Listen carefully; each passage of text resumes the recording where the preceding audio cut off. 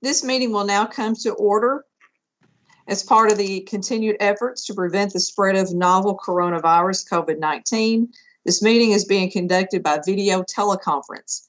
We welcome those of you joining us via the meeting portal and hope that everyone is safe and healthy. I will now read the EPSB mission statement. The Education Professional Standards Board, in full collaboration and cooperation with its education partners, promotes high levels of student achievement by establishing and enforcing rigorous professional standards for preparation, certification, and responsible and ethical behavior of all professional educators in Kentucky. Today, we welcome Sharon Chesser, who is serving as board secretary. Ms. Chesser, thank you for joining us, and will you please call the roll? Thank you. Mary Pat Reagan. Mary Pat Reagan, present. Melissa Bell. Melissa Bell, present. Melanie Callahan. Melanie Callahan, present. Kim Chevalier. Kim Chevalier, present. Aaron Collins. Aaron Collins, present. Donna Hedgepath. Donna Hedgepath, present. Justin Mitchell. Justin Mitchell, present. Daniel Morgan. Daniel Morgan, present. Ellen Murphy. Ellen Murphy, present. Sherry Powers. Sherry Powers, present. John Robinson. John Robinson, present. Shad Soletto.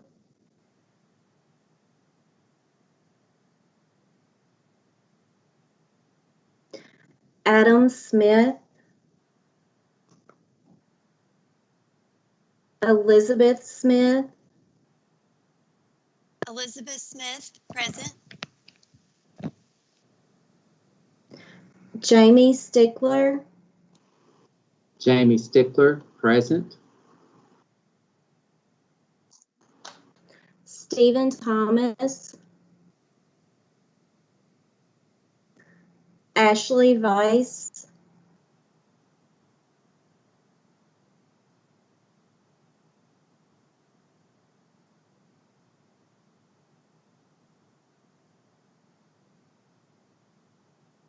Ashley Weiss.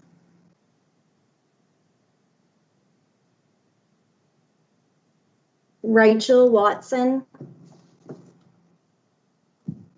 Rachel Watson, present. We have quorum. Thank you. We will now move to the consent items. The following items are listed on the agendas as consent items. A, approval of April 13th, 2020 EPSB meeting minutes. B, Bellarmine University approval of proficiency plan. Does anyone wish to remove either of the items from the consent agenda for further discussion? Okay. Having received no request to remove items from the consent agenda, can I have a motion to approve consent items A and B? Justin Mitchell. Okay, Justin Mitchell. Do I have a second? Kim Chevalier for the second. Thank you, Kim. The motion before the board is to approve consent items A and B. As this meeting is being conducted via video teleconference, we will have a roll call vote for each vote. Ms. Chesser will call the roll, and I would like to remind each board member to please state your name, pause, and state your vote. Ms. Chesser, will you please call the roll again for us? Yes. Melanie Callahan. This is Melanie Callahan, vote of yes. Kim Chevalier. Kim Chevalier, yay. Aaron Collins. Aaron Collins, aye. Donna Hedgepath, Donna Hedgepath, yes. Justin Mitchell, Justin Mitchell, aye. Daniel Morgan, Daniel Morgan, aye. Ellen Murphy, Ellen Murphy, yes. Sherry Powers, Sherry Powers, yes. John Robinson, John Robinson, aye. Elizabeth Smith, Elizabeth Smith, yes. Jamie Stickler, Jamie Stickler, yes. Rachel Watson, Rachel Watson, yes. voting is complete. Thank you. The motion passes. Thanks. Amanda Ellis joins us today as Executive Secretary to the Board, and I will now recognize Dr. Ellis to provide her report. Dr. Ellis. Good morning, everyone. Happy Monday. I hope this beautiful day finds you well and ready for another week. Just want to give you a few updates from the department. You all are probably sick of hearing from us because we keep asking for your input. We keep having task force meetings. We have had our advisory committee meetings that represent pretty much any stakeholder group possible on a routine basis for those feedback loops. We met with students, teachers, principals, superintendents, parents, local board members, and we have the continuation education task force who Mary Pat might be talking a little bit about, so I won't share anything additional, but I will say that the Lieutenant Governor Coleman worked with Commissioner Brown to add a couple members of our continuing education task force to address those issues that a lot of superintendents are trying to figure out what to do in the fall, working with public health, and making some really tough decisions with changing criteria as we learn more about COVID-19. So it has been a really busy season. I know it has been for you all as well. And I want to commend you for finishing out the school year strong. A few things that we were really pleased with outside of the guidance and the work piece was the 2020 graduates. You know, this was not their ideal end of a school year, but we felt we were just really, really proud of what the districts did to honor the seniors. If you didn't get to see the senior recognition for Kentucky, our very own Megan Osborne, who runs all this along with Andy, helped coordinate this with well over 1,000 photos to recognize all the high school seniors in Kentucky. It's on Facebook. If you've not seen it, I hope you'll take a chance to do that. We had local performers, Lincoln Bridge, J.D. Shelburne sing, a K-State student. It was really incredible and a lot of hard work. So we did get to celebrate our seniors, even though it wasn't quite traditional, but I think it was a good thing. The other thing that is going on outside of the preparation with COVID and the public health partnership and that day-to-day work is the commissioner search. So it is well underway. Interim Commissioner Brown has done a phenomenal job under things he never, ever guessed he would sign on for. But I will say that he has been a relentless leader in this, and we are very grateful for Kevin being willing to come back and walk us through this unpredictable season. But I will tell you that the board interviewed 11 candidates. We don't know who those folks are. It's very confidential at this point. They've narrowed down, I think, to 6, and it will be the beginning of July when that second round of interviews will take place. So it is well underway. There is a search firm that has helped coordinate this. And so we're all anxious to see who the candidates are, but I wanted to let you know that's moving. And then the other last quick thing I wanted to bring to your attention is we do have online professional learning opportunities for teachers and leaders. Would love for you all to take advantage of that or share that with your colleagues. We know that it is a unique time for professional learning and to prepare for the fall. We have a great series on going back to dig into your curriculum and how to adjust that to prepare for your students, knowing that every single student is going to come in with some type of gap, whether it be academic, social, emotional gap, some type of individual need. And so this is really tough for you guys as teachers in the classroom to take that on and be prepared for that. So we do have a series for that, and also summer support for families who need resources. I know libraries are preparing to open up. Many may wait, just depending on their capacity, but just really having that support in the summer for them, not only with feeding, but any type of literacy or numeracy or any type of academics, just to keep their minds engaged, but not overwhelm families. So we do have those resources, and we continue to add to that. And we appreciate the feedback that we are receiving from teachers across the state. So I will pause, see if you have any questions before we move on.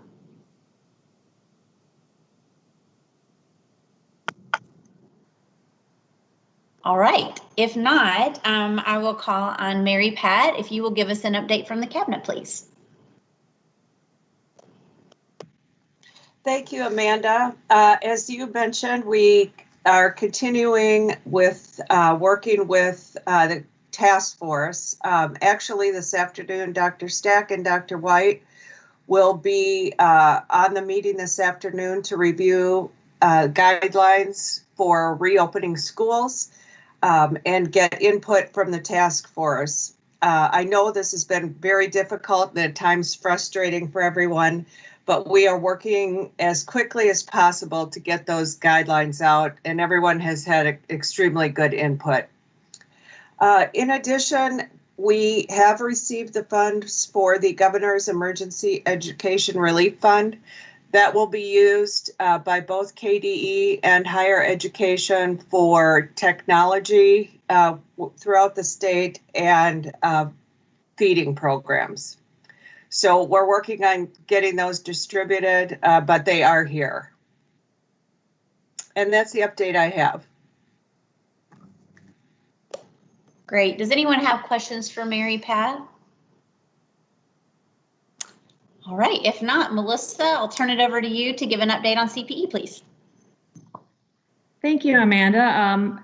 As KDE has, CPE has been working, focusing a lot of attention on the reopening plans of our institutions in the fall. And I guess I should not say reopening. They were never closed, but the process of bringing students back into the dorms and having the residential experience and the face-to-face interaction.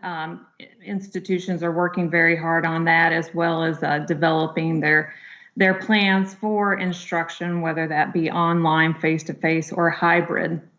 Some other things I'd like to touch on, although as you all can imagine, the COVID-19 response has taken a whole lot of our energy and time and staff resources.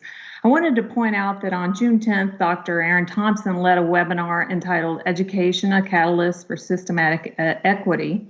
That provided a historical context for the recent social unrest. He discussed the impact of a quality education and the interconnection of education, criminal justice, and the healthcare systems, and offered an agenda and solutions for going forward. We had more than 3,500 people look at the webinar so far, either in real time or after it was recorded. Some other things looking forward, strategically, CPE recently released a report called the Engineering Sector Analysis, which was a collaboration between CPE and EPSB, which is a national labor market analytics firm. This report predicts that engineering jobs will increase by a little more than 11% in Kentucky by 2029, and that will outpace the national average and drive the need for more college degrees in engineering.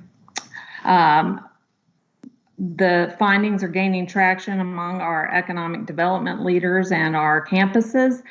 And our next report on labor force issues will focus on Kentucky's growing need for healthcare workers. As Mary Pat Regan pointed out earlier, the Governor's Education Emergency Relief Fund, we are working hard on how to distribute that and looking into quality online instruction and support services, as well as the needs related to monitoring and testing and contact tracing. And we look forward to working with the cabinet and the governor's office on that. A new SREB Higher Education Recovery Task Force was created to convene higher education leaders across the southern region to address the challenges of COVID-19. Aaron Thompson is representing Kentucky at the state level, and both President Jackson from Murray State and President Bach from KCTCS are on board representing their respective sectors. And last but not least, CPE has a new Associate Vice President for P20 Policy and Initiatives, and is someone you know very well. Dr. Amanda Ellis will be coming on board July 1st and will be the liaison with this group going forward, so you will be in very good hands. She will be addressing teacher education issues, college readiness issues, transition from secondary to post-secondary issues, and I am very excited about that. So welcome aboard, Amanda. And that is all I have today. Thank you, Melissa, very much. Does anybody have questions for Melissa for CPE? Congratulations, Dr. Ellis. Thank you. I am very excited. You will not get rid of me. I'm still on the board. Okay. Another capacity. But thank you. I'm looking forward to it. I'm excited. So I guess we will turn it over to Associate Commissioner Rob Akers to give an update from the office. Hey, good morning, everybody. It's good to be with you and good to see you, even though we're not together. I really appreciate your time and commitment, especially on this pretty day, to be here and engage in this important work. A lot's happened since our last meeting in April. Before I get to that update, I just wanted to share my appreciation with Leslie Cheatham, who's served the board the last couple years. She's managed a great deal of responsibilities, from serving as my administrative assistant, providing logistical support to the board, and while serving as the main phone attendant and help desk attendant, which is just a little too much for anybody's plate. And so she's gone to work full-time in our certification department, supporting that work, more along the lines of what she did when she was actually over at EPSB, the agency. With that, though, I'm delighted to welcome Sharon Chesser to the OELE team, where you've met her already, but she is going to provide administrative support for Cassie and me. Sharon has served the agency for several years and has a broad range of knowledge and experience in her work of the agency in various offices. And I'm certain that her addition to OELE will only help make us better. So we're delighted to have her with us. I do want to take a moment to just share that how much I'm going to miss Dr. Ellis being here at KDE. She's become a very good friend and a mentor and supporter, and was very instrumental in the transition of EPSB, the agency, back over to KDE, and helping me learn the universe of agency versus P12, which is a completely different universe. I am glad that she's going to CPE to serve as that bridge between P12 and higher education. I think it's critical. I think it's a really smart move on CPE's part, and I look forward to continuing our work together. Even though it's going to look a little different, I'm glad that she's still going to have a very important role in the work that we do. So let me dive into the update. First, I'll give you a little bit of a legislative update. 2 days after the April EPSB meeting, the General Assembly adjourned the 2020 regular session. For those of you that followed the session, you know that COVID-19 caused just a few disruptions for the General Assembly. In December, the EPSB approved legislative priorities for the session that included revisions to KRS 161-1211 to allow national board certification to qualify for an educator's rank 2, and revisions to KRS 161027, which removed the requirement of applicants for principalship to successfully complete a specialized assessment. And that recommendation came from our UPPI working group that you've been hearing about quite a bit for the last few years. So the Senate Bill 174 passage in the General Assembly was signed by Governor Beshear on April 24th. And the bill is set to become effective July 15th, and it accomplished both of those priorities. And we're pretty excited to be able to have moved those up the agenda and get those passed for our partners. And later in the meeting, staff will present a regulatory amendment to align with the revised law. One other bill that we should mention is House Bill 341. This bill was proposed by Representative Regina Huff. She's the chair of the House Education Committee and a retired teacher. The bill, which passed the House of Representatives, proposed to allow retired teachers to renew their certification on professional development. It did not pass out of the Senate, but staff has been working behind the scenes, and we will be providing a recommendation for your consideration on how retired teachers may be able to retain their certification in a pretty common sense and I think fair manner. So just kind of be on the lookout for that, especially with the teaching pipeline being what it is, and with us struggling to find substitute teachers. We certainly don't want to alienate this piece of our workforce. Having experienced teachers available to come back to the classroom in different roles is critical, and we want to make that, like I said, a kind of a systematized and common sense move to get that done. Since our last meeting, OELE has been working cross-agency with cross-agency and with our EPP partners to plan for possible fall scenarios for the return of students and students conducting clinical observations back into the school setting. Obviously, the goal is to get teachers and students back into schools in a safe and healthy manner. In conversations with superintendents at our educational co-ops, I've collected feedback regarding their willingness to host student teachers and observers. They indicated that they want EPPs to work directly with them to plan for how they can address that reentry. I did share this information with KACTE leadership. I feel sure those conversations are occurring now. If they are not occurring now, I would really encourage our members of our EPPs, especially those working with field placement and clinical observations, to reach out to your local partners to talk about what getting those students back in the classrooms will look like. I think it's absolutely critical that we get our student teachers back in the classroom and engaged in whatever mechanisms they can.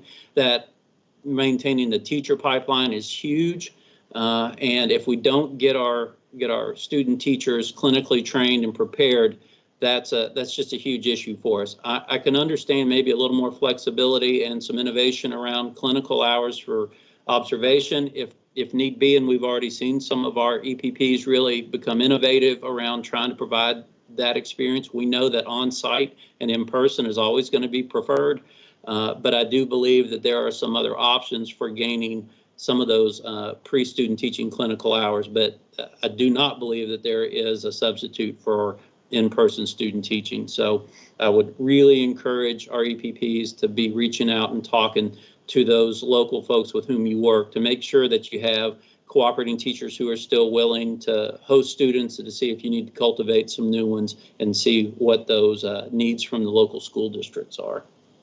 So this is the peak season for certification, and the spring provides the highest numbers of program graduates. Currently, we have over 4,000 active certification applications with our staff of 6 people who are working diligently to certify educators as quickly as possible. We used to have some seasonal report support from some retirees. We were not able to secure that extra employment this summer, so we really are just gutting it out with the skeleton crew. They are working very hard. We've extended their hours as well over the past couple weeks.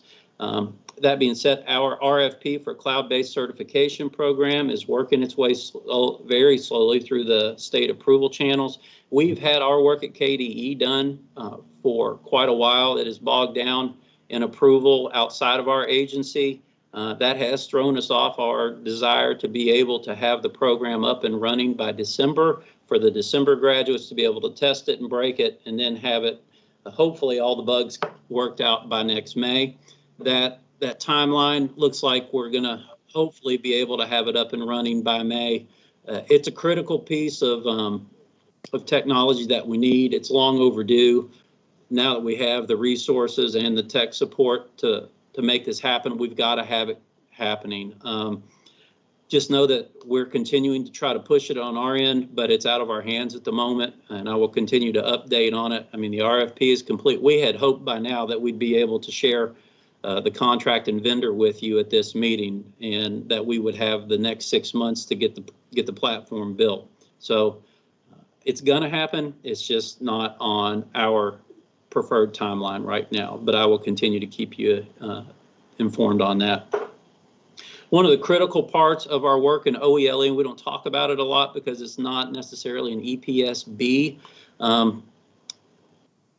part of their work, but we are very tightly aligned with educator recruitment and development.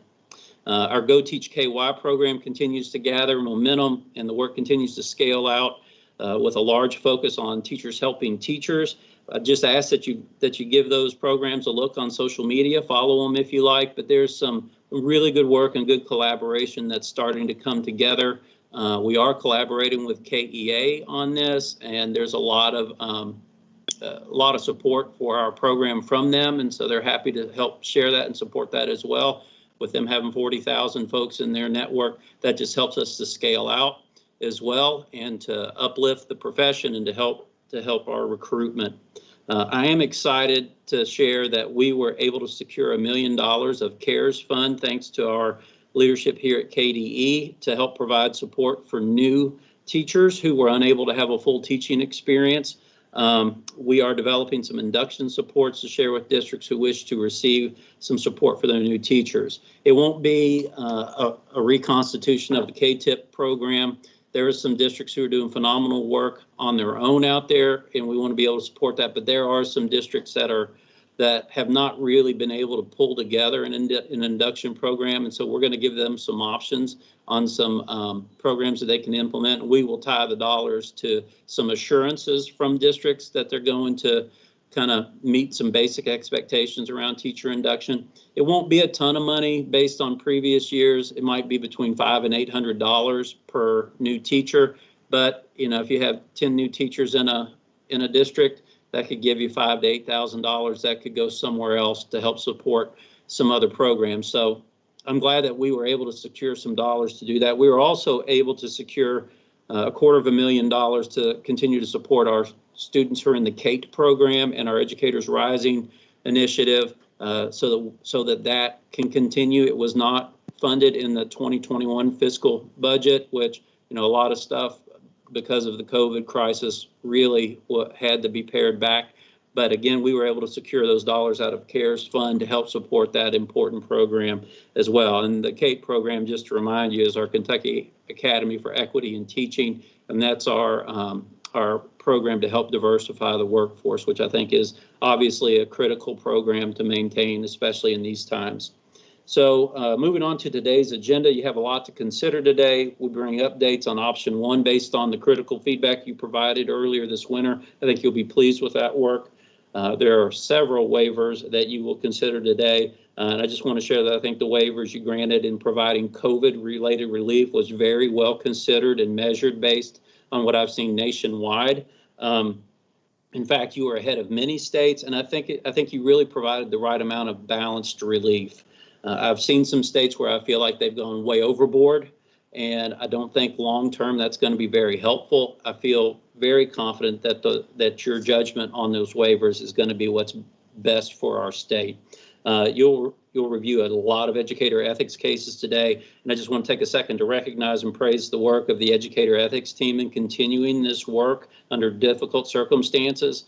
There's a lot of moving parts and actually a lot of paper still with that process, and getting all that taken care of through the processes and systems has really been seamless. And I appreciate Chelsea Young and all of her staff of attorneys and support personnel in their work for that. I also have to commend the work of OELE staff in maintaining a high level of productivity in this transition to working from home. I want to share how much I appreciate the commissioner allowing us the opportunity to work safely from home. We're very fortunate to have access to such strong technology that has allowed us to continue our work without any breaks in service. We've been closely working with some partners from our EPPs to revise and improve our program review process in an effort to make that process more reflective and meaningful. I would like to say it's been a fast process. It hasn't been. It takes a while to kind of look at what you've done and try to figure out what's valuable and what's maybe outlived its purposes and what's required by statute and what's not. I do feel like we're making progress. I've solicited some really frank feedback from some partners, and I appreciate that. And it's important to get that feedback sometimes, even if it's hard to hear, to be able to improve and to strike the right balance of high expectations and the right expectations as we try to support our EPPs and get high quality teachers into the classroom. You know, the most important thing for us to do is to continue to work to provide an effective pipeline of highly qualified teachers. And I think now more than ever, it's critical to ensure that all students have access to highly qualified, equitable instruction and opportunities. And it all starts with having great teachers. There is no way to overstate that in my humble opinion, this is a Rob statement, not a KDE statement, but the better and the higher quality teachers we have who are committed to equitable instruction for all students, and the more we can provide those equitable opportunities, the better we can help to remedy some of these issues that we're seeing in society that I think we are uniquely situated to be able to do. So thank you for allowing me to share this lengthy update. I'm proud of the good work going on at OELE. I appreciate your all's commitment, and I'm happy to take any questions you may have. Rob, I'll just share that I'm finishing my 5th year serving on this board, believe it or not. And I've witnessed the increase in efficiency and productivity, as you mentioned, going through our ethics cases and such. It's amazing, the work that I'm seeing. So I really appreciate just how much improvement I've seen over the last couple of years. We're just moving through things so much quick. We think we have large dockets and information to look at now, but it's really come a long way, and I appreciate all that tremendously. Thank you. I can tell you that the staff works tirelessly and with servants' hearts to try to do really good work for the board and for our teachers. So I appreciate you calling that out.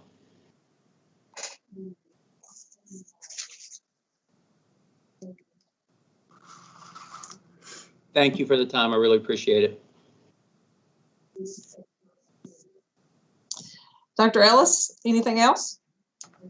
No, ma'am. I believe that concludes our report, and it's back to you. Thank you. All right. Thank you. I appreciate it. On June 28th, 2019, then Governor Bevin issued Executive Order 2019-500, adding 5 parent or private sector members to the composition of the EPSB. David Dalton, Jonathan Gay, Melinda Goebel, Jeff Jennings, and Michelle Lacefield were appointed to fill these positions. During the 2020 regular session, the Kentucky Senate declined to confirm these positions, ending the members' appointments. I want to take this opportunity to thank these members for their service to the EPSB and wish them well in their future endeavors. Moving on to action items. These items are presented to the board for action and will require a motion and a vote. Sharon Salzman and Cassie Trueblood will present the first item A. Good morning. Action item A is the to align the 16 KAR 3090 to Senate Bill 174 that Rob was talking about earlier. It removes the requirement of the Kentucky Specialty Test of Instructional and Administrative Practices for principal certification. So that's what this is for. And I think this is kind of threefold, so I'm not really sure how the voting is going to work. But it's a minor change that I know the board has previously voiced support for. So we are recommending that the board also waive a second reading of this regulation. And if the board does approve this action item, the staff also asked the board to allow certification staff to begin processing applications for principal certification that have a passing score on the SLLA test only once the new law takes effect July 15th.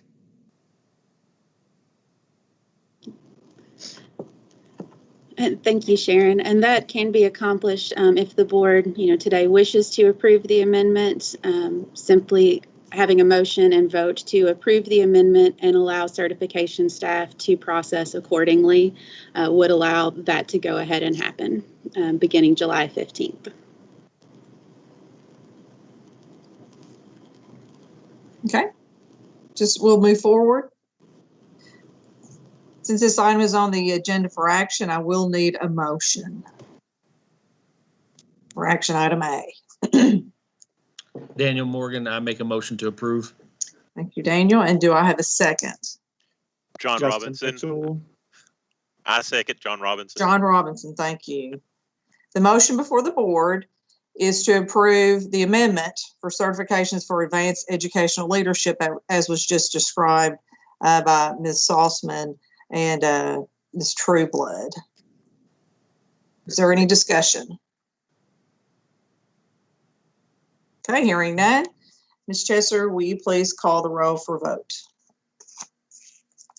Melanie Callahan, This is Melanie Callahan, a vote of yes.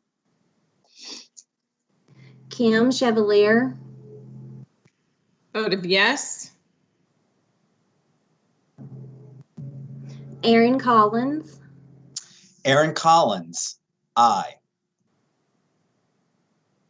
Donna Hedgepath, Donna Hedgepath, yes.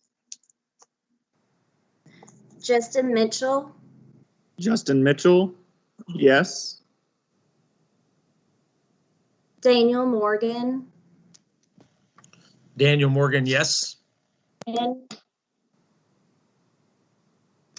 Ellen Murphy, Ellen Murphy, yes.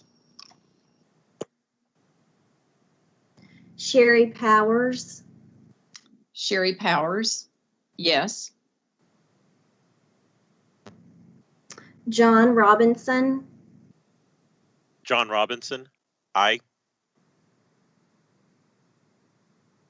Elizabeth Smith,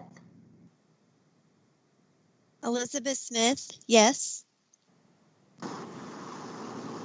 Jamie Stickler, Jamie Stickler, yes. Rachel Watson, Rachel Watson, yes. voting is complete. Thank you. The motion passes. Next, we have action item B, Ms. Salzman. Yes, so action item B is the school leaders licensure assessment cut score. So ETS adopted the school leaders licensure, the new one, 6990, and this new one has been aligned with the professional standards for education leaders, which the EPSB has also adopted the standards for the preparation of all advanced educational leaders.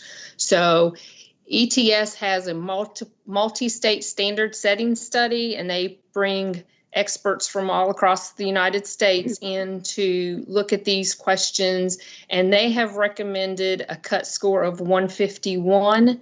So we are also asking that the cut score be approved as 151. Okay, thank you. I'll need a motion. Daniel Morgan, I make a motion to approve. Thank you. Do I have a second? Justin Mitchell, second. Thank you, Justin. The motion before the board is to approve school leaders licensure assessment cut score. Any discussion? Hearing none. Ms. Chesser, will you please call the roll again for a vote? Melanie Callahan, Melanie Callahan, vote of yes. Kim Chevalier, Kim Chevalier, aye. Aaron Collins, Aaron Collins, aye. Donna Hedgepath, Donna Hedgepath, yes. Justin Mitchell, Justin Mitchell, yes. Daniel Morgan, Daniel Morgan, yes. Ellen Murphy, Ellen Murphy, yes. Sherry Powers, Sherry Powers, yes. John Robinson, John Robinson, aye. Elizabeth Smith, Elizabeth Smith, yes. Jamie Stickler, Jamie Stickler, yes. Rachel Watson, Rachel Watson, yes. voting is complete. Thank you, and the motion passes. Next, we have Ms. Hawkinsmith with action item C. This is Margaret Hawkinsmith. Good morning. Morning. Okay, this is an action item for Boyce College with the Southern Baptist Theological Seminary. When a college or university desires to start an educator preparation program, there are 4 stages that they go through to get ultimate state accreditation or national accreditation. Boyce College, the board voted in August of 2018 to approve their stage 3, which allowed them a 2-year temporary authorization to operate as an EPP, meaning they can admit candidates and exit candidates and recommend for certification. Once the board approved that EPP for stage 3, the EPP, Boyce, then makes a determination whether they want to seek state-only accreditation 2 years out or a joint national and state accreditation. Boyce College chose a joint national and state accreditation. So 2 years out from the board's approval in August of 2018, they would have had a site visit in August of 20. And this is a request to extend for 7 additional months their temporary authorization with the EPSB because the national accreditor scheduled their visit in spring of 2021. So that the board is being asked to just extend for 7 months their temporary authorization.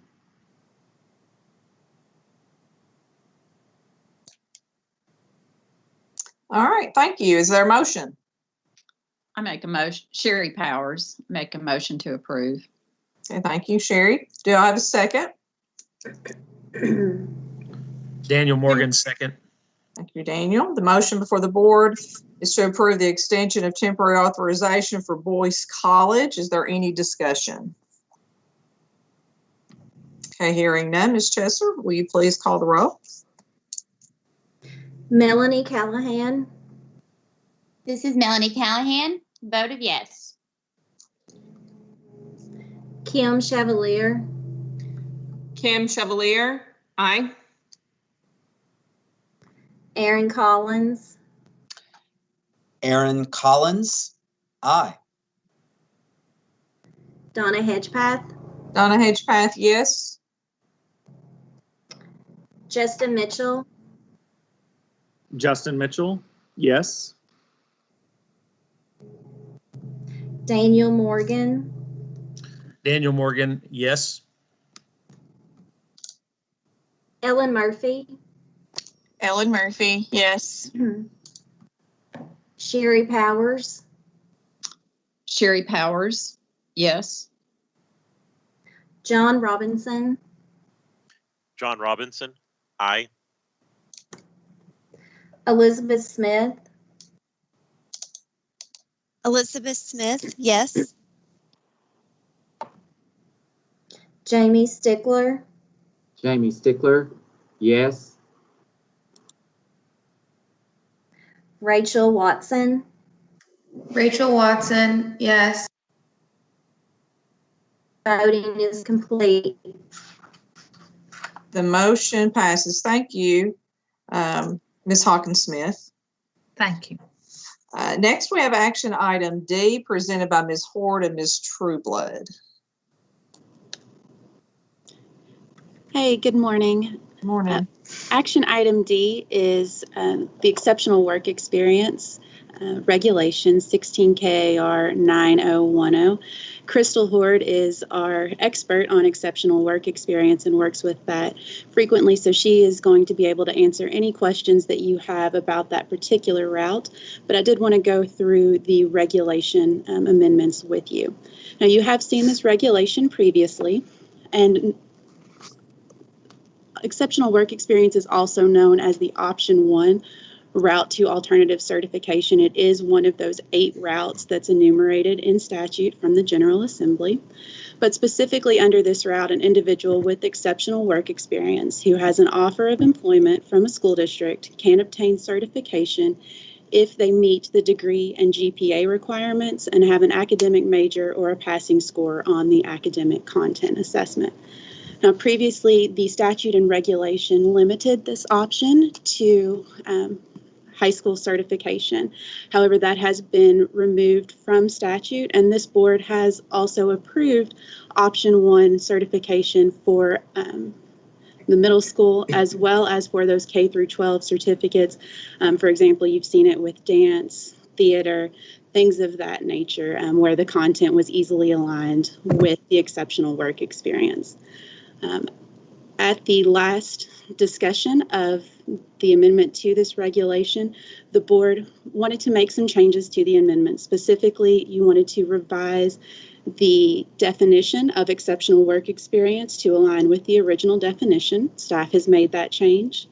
And then also there was a lot of discussion around the application of this route to those population-based certificates, those certificates that are able to teach all content to a specific age group. That's your elementary certification, special education certifications.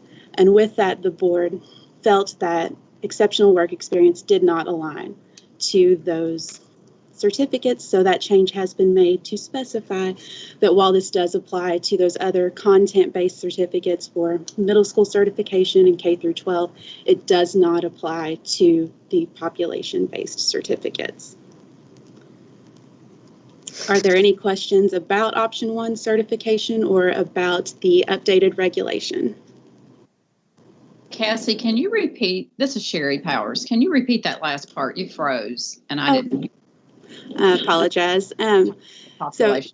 So, yes, the population-based certificates. At the last discussion of this, the board felt that the option 1 exceptional work experience did not translate to those population-based certificates. There just was not exceptional work experience that was going to qualify these individuals for certification because it would not show that they were able to teach all of those contents.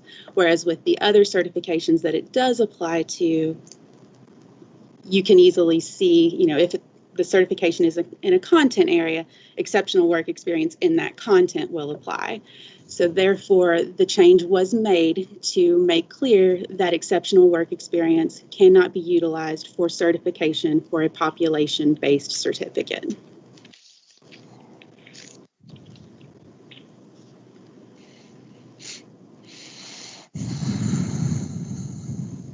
Any other questions for Cassie or Crystal? We'll go ahead and ask for a motion. Can I have a motion? Justin Mitchell makes the motion. Thank you, Justin. And do I have a second? Daniel Morgan, second. Thank you, Daniel.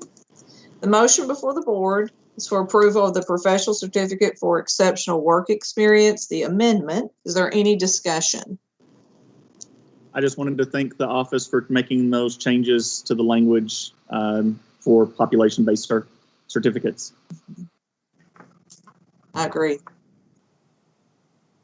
Any other discussion or questions? Hearing that, oh, go ahead. I'm sorry. I have a question. So on this certificate, this will be then for 5 years, or how long will this certificate, and then how do they renew the certificate? Yes, so the length of the certificate as well as the renewal is put forth in statute, that's in KRS 161048, which does specify that the certificate can be issued for that 5-year period. It is comparable to other professional certificates and then is subject to the same renewal requirements as other certificates. Thank you. You're welcome.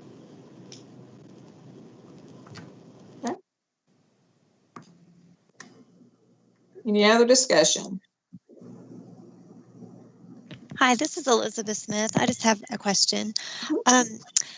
So people, if they are offered a position with the district, does that mean they will not have any coursework at all related to teaching, like classroom management, or how will they learn some teaching skills they may not have had in their professional career?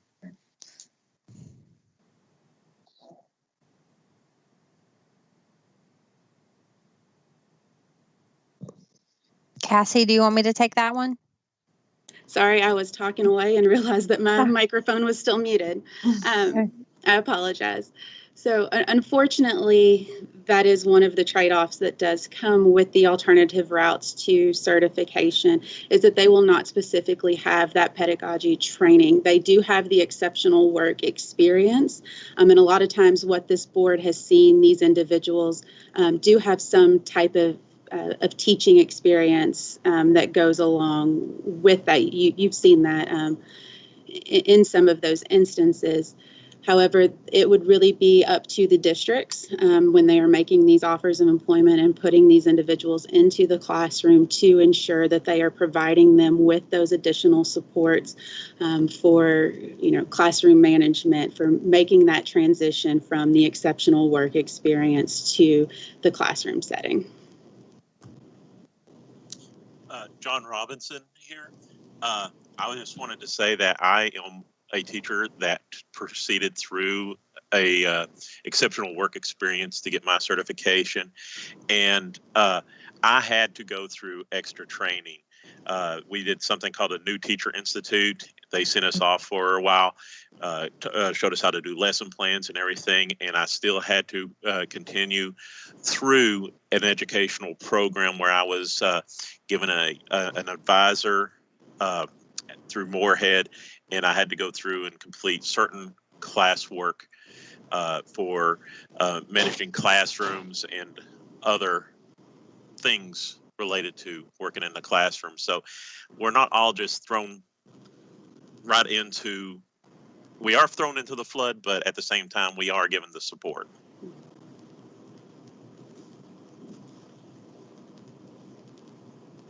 This is Sherry Powers.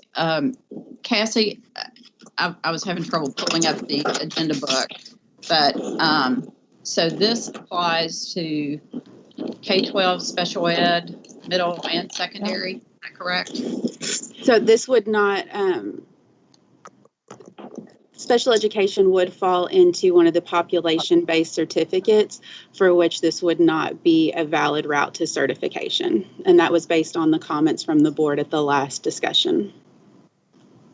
That's the same as early childhood as well. It would be a population. Correct. Yes. Right. But it does include elementary, is that correct? Elementary is one of the population-based certificates. So a population-based certificate means a certificate for teaching elementary, exceptional children, or interdisciplinary early childhood education. So those are certifications that would not be able to be pursued through this route. And based on again, that change was made based on the board's decisions at the last review of this, and the feeling that because those certifications are for a population, they are required to teach all contents to that population, and therefore this route did not translate to that. So this is for a content-specific area. Yes. Yes. So am I understanding this correctly? We're just changing it from 9 through 12 to 6 through 12. It could also apply to those K through 12 certifications. Again, you've seen those with the dance, right? PE, theater, things of that nature. Right.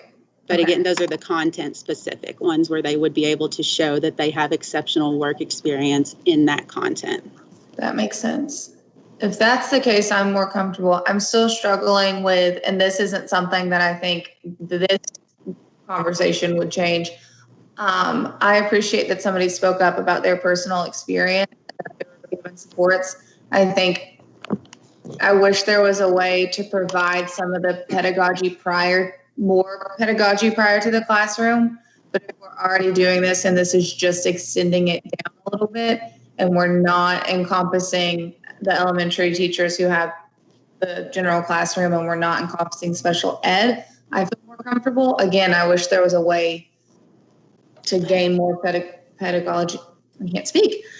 Pedagogy experience prior to, but I feel comfortable, more comfortable at least, with the changes that were made. So I appreciate that. Thank you. And again, this is a route that was established by the General Assembly that does have that recognition of exceptional work experience to translate to the classroom. And Cassie and Crystal, they still would have to come through the waiver committee just like normal, correct? So we would see all of these and get to. So they don't come through the waiver committee. They come specifically before the full board, because the board does still make the determination. And thank you, Justin. That's a very valid point to make here, is that the board would still see these, because ultimately you make the determination that the experience that this individual has presented to you is deemed exceptional work experience. Thank you. Can I make one more comment, please, Cassie or Dr. Hedgepeth? Yes. I would just say I will support this and appreciate the work that's being done with this. We all know that in this field, we're needing quality people to be educators. And so I think this is very exciting. I would say, again, this goes back to, though, we're needing that apprentice year, or whatever you want to call it, about that first year, yeah, and support. And so it's so important that at the district level that we make sure that those supports are in place, and that we have some type of partnership with higher ed to support this transition year. It's very important for all constituents involved that they have that. So I just wanted to make that comment and thank you. John Robinson here. We still had to go through KTIP and everything. So there is that apprenticeship year. We are assigned a mentor, and there are people, and the board does, at least my board did keep an eye on us.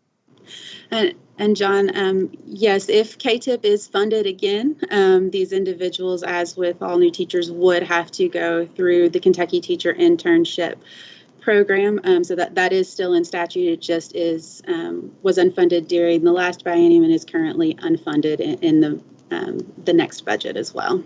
And so that's why I made this discussion and made that comment, and I apologize. Yes. That we've got to make sure that we have something from a district level to support this, since KTIP is not currently, however you want to say it. Well, I don't know what the proper legal term is, Cassie, unfunded. Yes. So we do need to support this.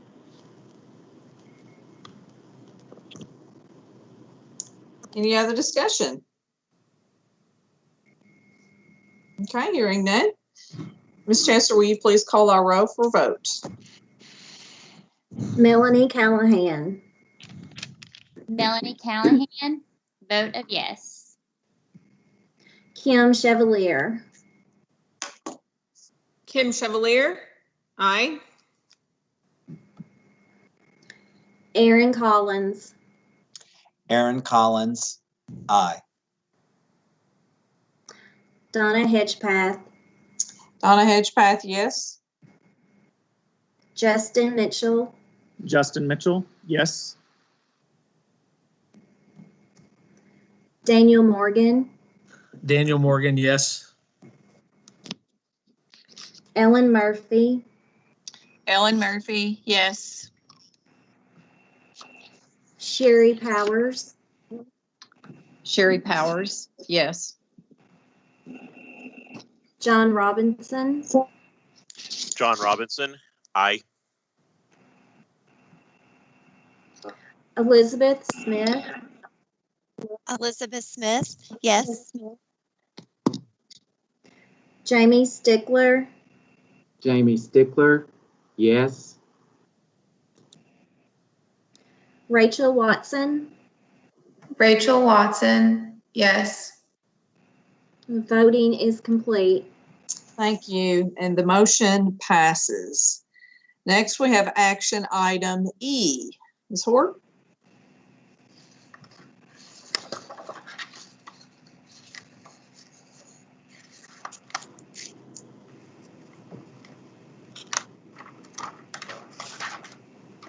Action item E.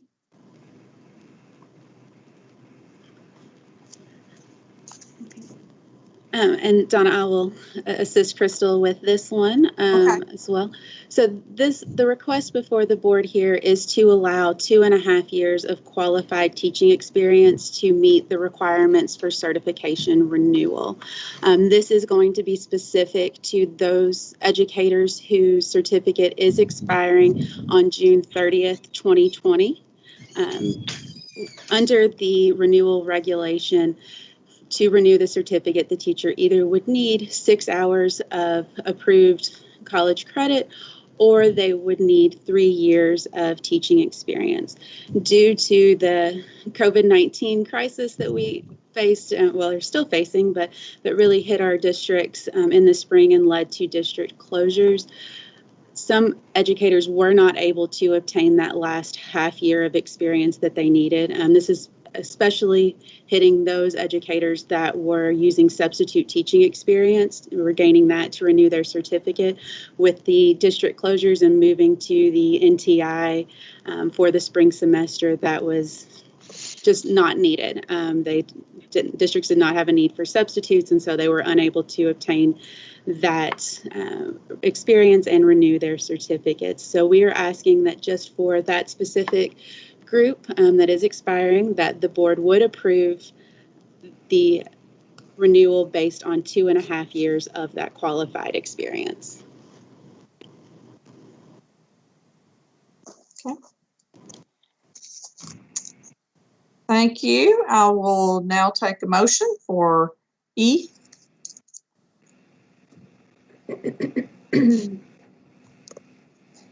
Aaron Collins, motion. Thank you, Aaron. Do I have a second? John Daniel Robinson, Morgan, second. Okay, I think, John? Yes. You did speak, okay. Yeah. The motion before us is to approve a request for 2.5 years of qualified teaching experience to meet the requirements for certification renewal. Is there any discussion? Comments? Okay, hearing none. Ms. Chester, will you please call roll? I'm up next, but he needs to get his collar on him. Melanie Callahan, Melanie Callahan, vote of yes. Kim Chevalier, Kim Chevalier, aye. Aaron Collins, Aaron Collins, aye. Donna Hedgepath, Donna Hedgepath, yes. Justin Mitchell, Justin Mitchell, yes. Daniel Morgan, Daniel Morgan, aye. Ellen Murphy, Ellen Murphy, yes. Sherry Powers, Sherry Powers, yes. John Robinson, John Robinson, aye. Elizabeth Smith, Elizabeth Smith, yes. Jamie Stickler, Jamie Stickler, yes. Rachel Watson. Rachel Watson, yes. Voting is complete. Thank you. The motion passes. We're moving on to waivers. And of course, as you know, we have several. And so we will be doing a roll call vote for each waiver as we go through. So I do appreciate your patience through all of this. The board is now ready to review waiver request. KRS 1610281R provides that the board has the authority to waive its administrative regulations when a request is submitted by an applicant for certification, a post-secondary institution, or a superintendent of a local school district. When requesting a waiver, the requesting party must submit to the board a written request along with appropriate justification for the waiver. EPSB staff reviews the waivers with the board's waiver committee during an open meeting immediately prior to this board meeting, and the waiver committee formulates recommendation. Today, Kathy Jackson, Allison Bell, and Crystal Ward will present the waiver request to the full board, and Sherry Powers, waiver committee chair, will present the committee's recommendation for final action. So we will begin, Ms. Jackson, with waiver A. Yes, good morning. Morning. Waiver A has been received from 10 education preparation programs: Alice Lloyd College, Berea College, Eastern Kentucky University, Georgetown College, Kentucky Wesleyan College, Morehead State University, Murray State University, Northern Kentucky University, Union College, and the University of the Cumberlands. They have requested that waivers for a portion of the 200 clinical field hours for some of their students due to school closures for COVID-19. Each EPP has provided letters of support and a list of their students that need to have some of their hours waived before they can student teach this fall. Okay, thank you. This item is on the agenda for action, and I'm going to need a motion. Kim Chevalier. Thank you, Kim. Do I have a second? Melanie Daniel Moore. Callahan, I second. Okay, Melanie, Yes. thank you. The motion before the board is approval for the request to waive field experience hours due to district closures. Is there any further discussion? Questions? Okay, hearing none, Ms. Chesser, please call roll for our votes. Donna, did you want me to share the waiver committee recommendation? Did I skip that? Shoot, I apologize. I'm getting ahead of myself. Okay. Sorry. Yes, we have to have that. Thank you. Okay. All right. That's what I thought. Yes, you did. Start that. The waiver committee met this morning to review the waiver request and supporting documentation. The committee found exceptional circumstances justifying the waiver, and therefore the committee recommends that the board approve the waiver request. So Kim and Melanie, can I still use your motion and second? You good? Yes, first. Yes. Kim Chevalier. Yes, thank you. So now, are there any discussion or questions? Now, Ms. Chesser, will you please call roll for vote? Melanie Callahan, This is Melanie Callahan, vote of yes. Kim Chevalier, Kim Chevalier, aye. Aaron Collins, Aaron Collins, aye. Donna Hedgepath, Donna Hedgepath, yes. Justin Mitchell, Justin Mitchell, yes. Daniel Morgan, Daniel Morgan, aye. Ellen Murphy, Ellen Murphy, yes. Sherry Powers, Sherry Powers, recuse myself. John Robinson, John Robinson, aye. Elizabeth Smith, Elizabeth Smith, yes. Jamie Stickler, Jamie Stickler, yes. Rachel Watson, Rachel Watson, yes. voting is complete. Thank you. The motion passes. Next, we have waiver B. Waiver B is from Midway University. They've requested an additional 18 days to be waived for their student teacher, Joy Johnson, for the spring semester due to her inability to work with her cooperating teacher on NTI. The university has provided many forms of things that she could do to kind of take place of this. The request and a letter of support have been submitted, and the board previously approved 17 days at the April meeting.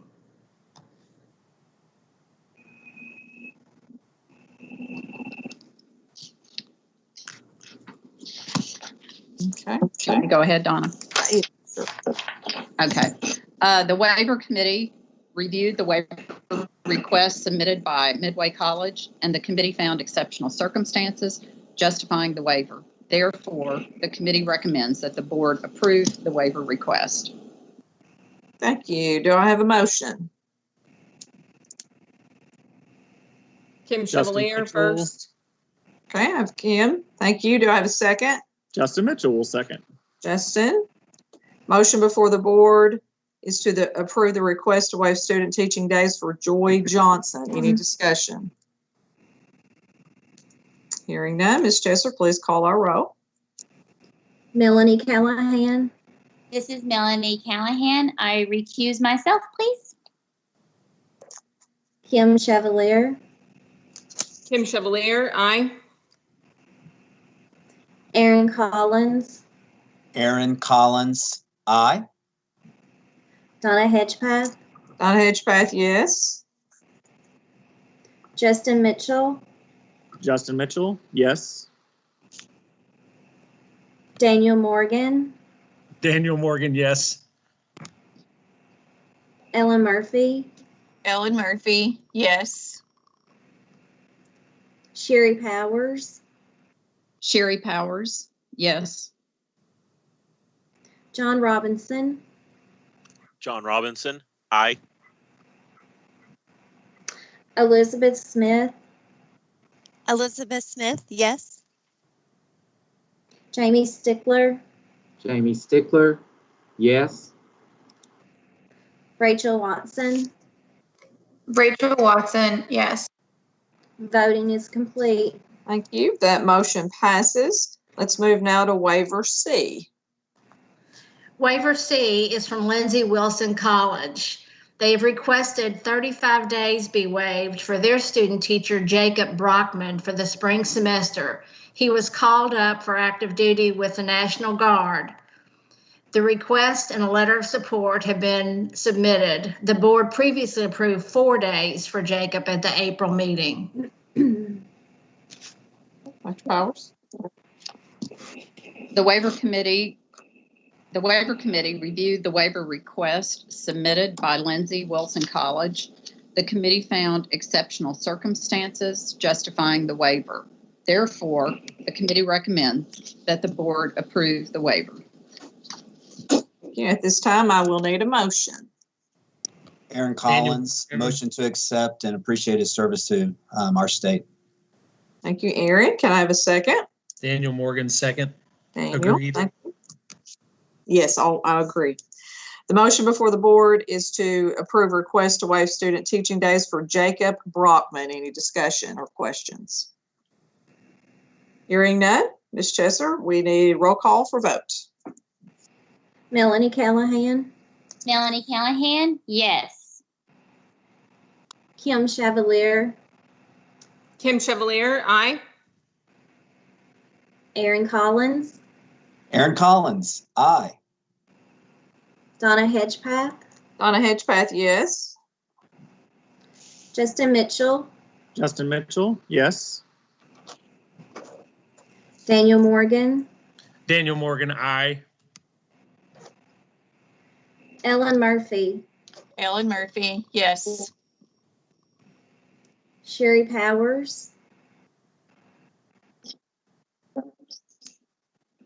Sherry Powers, yes. Okay. John Robinson, John Robinson, aye. Elizabeth Smith, Elizabeth Smith, yes. Jamie Stickler, Jamie Stickler, yes. Rachel Watson, Rachel Watson, yes. voting is complete. Thank you. Motion passes. Next, we have waiver D. Waiver D is from Thomas More University. They've submitted a request for a waiver for their student, who is a theater major, Catherine Walton, for an alternative student teaching placement for the fall 2020 semester. State regulation requires that students seeking K through 12 certification should split their placement evenly between elementary and middle school, high school. Under normal circumstances, they would have submitted an alternative waiver request. However, the EPP was unable to obtain a letter of support from the district due to closures for the COVID-19. There are few, if any, certified theater teachers in elementary schools. Therefore, the university is requesting 2 placements, one in middle school and one in high school. Can I go ahead and state, and Cassie, you can answer this. Waiver DE is the exact same thing with a different student. Can they vote on this at once, or they have to do twice? We will need to vote on each waiver request individually, sorry. That's all right. Good try, thanks. Yeah. Okay, the waiver committee reviewed the alternative placement submitted by Thomas More University. The committee found exceptional circumstances justifying the request. Therefore, the committee recommends that the board approve the request. Thank you. Thank you.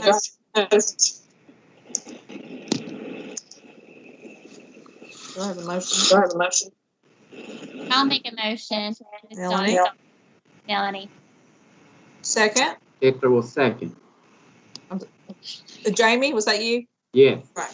I have a little bit of feedback there for a second. The motion before the board is to approve the alternative student teaching placement request for Catherine Walton. Any discussion? Okay, hearing none, Ms. Chester, will you please call our roll again? Melanie Callahan, Melanie Callahan, yes. Kim Chevalier,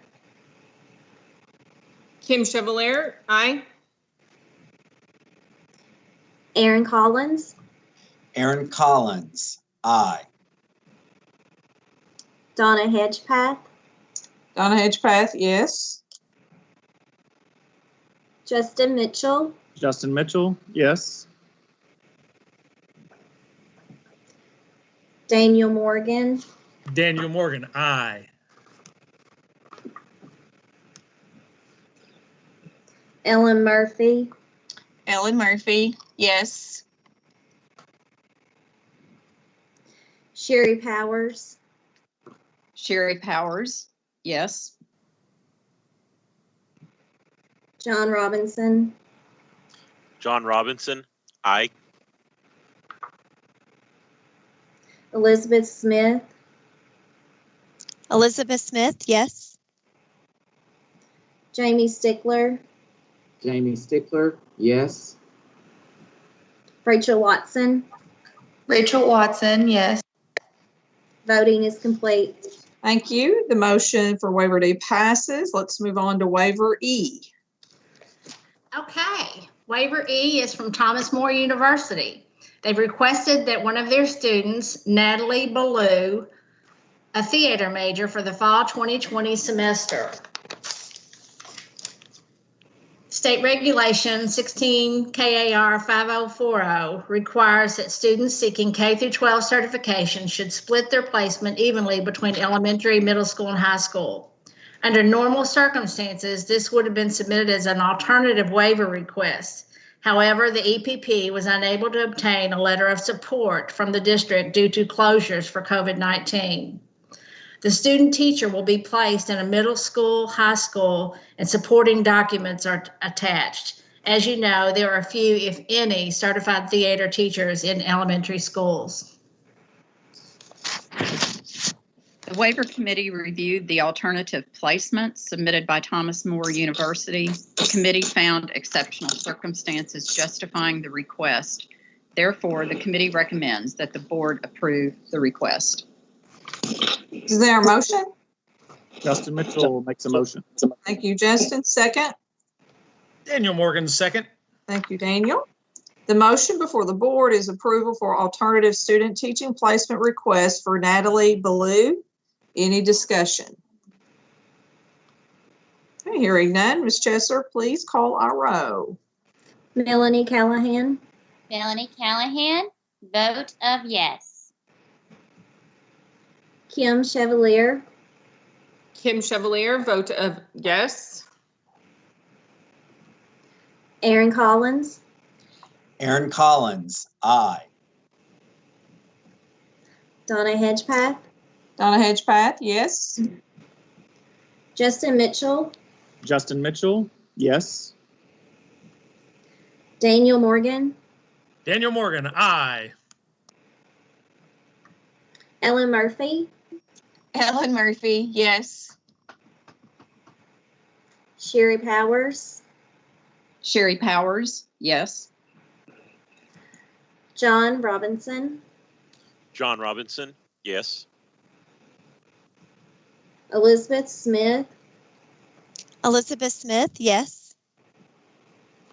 Jamie Stickler, Jamie Stickler, yes. Rachel Watson. Rachel Watson, yes. Voting is complete. Thank you, and motion passes. Next, we have Ms. Bell with waiver F. Good morning. Morning. Waiver F is a request from Morehead State University to waive the admission requirements for Dr. Will Kayetan to allow him to be admitted to the school superintendent preparation program. In addition to the waiver request for the admission requirements, would also be a request to waive the 2-year leadership experience for certification. Okay, the waiver committee reviewed the waiver request and supporting documentation submitted by the applicant and Morehead State University. The committee did not find exceptional circumstances to justify the waiver. Therefore, the committee recommends that the board deny the waiver request. Okay, thank you. Do I have a motion? I make a motion to approve. Ellen Murphy. Thank you. Thank you, Ellen. Second. Kim Chevalier, second. Kim. And Donna, just to clarify, is that a motion to approve the committee's recommendation? Yes. Okay. Yes. Yes, yes. So when I restate this, it should say the motion before the board is to deny the request. Is that how I should say this? Yes, the motion before the board is to approve the committee's recommendation to deny the waiver request. Okay. So the motion before the board is to approve the committee's recommendation to deny the request to waive admission and certification requirements for superintendent preparation program and certification for Will Kayetan. Any other discussion? So this is Melanie. So when we vote, we're going to vote yes on denial. So we'll still Yes. vote on for yes, correct? Yes. Just clarifying. Thank you. Uh-huh. All right, hearing no other discussion, Ms. Chesser, will you please call the roll for vote? Melanie Callahan, Melanie Callahan, vote of yes. Kim Chevalier, Kim Chevalier, aye. Aaron Collins, Aaron Collins, aye. Donna Hedgepath, Donna Hedgepath, yes. Justin Mitchell, Justin Mitchell, yes. Daniel Morgan, Daniel Morgan, aye. Ellen Murphy, Ellen Murphy, yes. Sherry Powers, Sherry Powers, recuse myself. John Robinson, John Robinson, aye. Elizabeth Smith, Elizabeth Smith, yes. Jamie Stickler, Jamie Stickler, yes. Rachel Watson. Rachel Watson, yes. Voting is complete. Thank you. So the motion of the recommendation of the committee passes. Next, we have waiver G presented by Ms. Horde. Thank you. Waiver G is for Mr. Jason Disney. This is a waiver. He's requesting a waiver of the 6 credit hour renewal requirement stated in 16 KAR 2020. He is a occupation-based teacher in Jefferson County Schools. He was unable to complete the 6 semester hours towards the associate's degree program due to extenuating medical circumstances.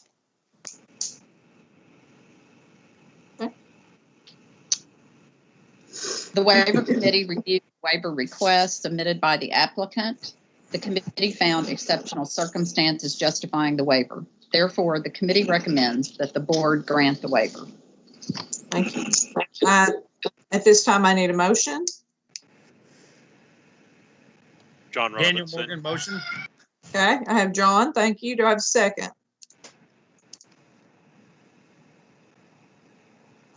Second? Daniel Morgan, second. Daniel, thank you. The motion before the board is to approve the request to waive OCTE renewal requirements for Jason Disney. Any other discussion or questions? Okay, hearing none. Ms. Chesser, please call our roll. Melanie Callahan, Melanie Callahan, yes. Kim Chevalier, Kim Chevalier, recuse. Aaron Collins, Aaron Collins, aye. Donna Hedgepath, Donna Hedgepath, yes. Justin Mitchell, Justin Mitchell, yes.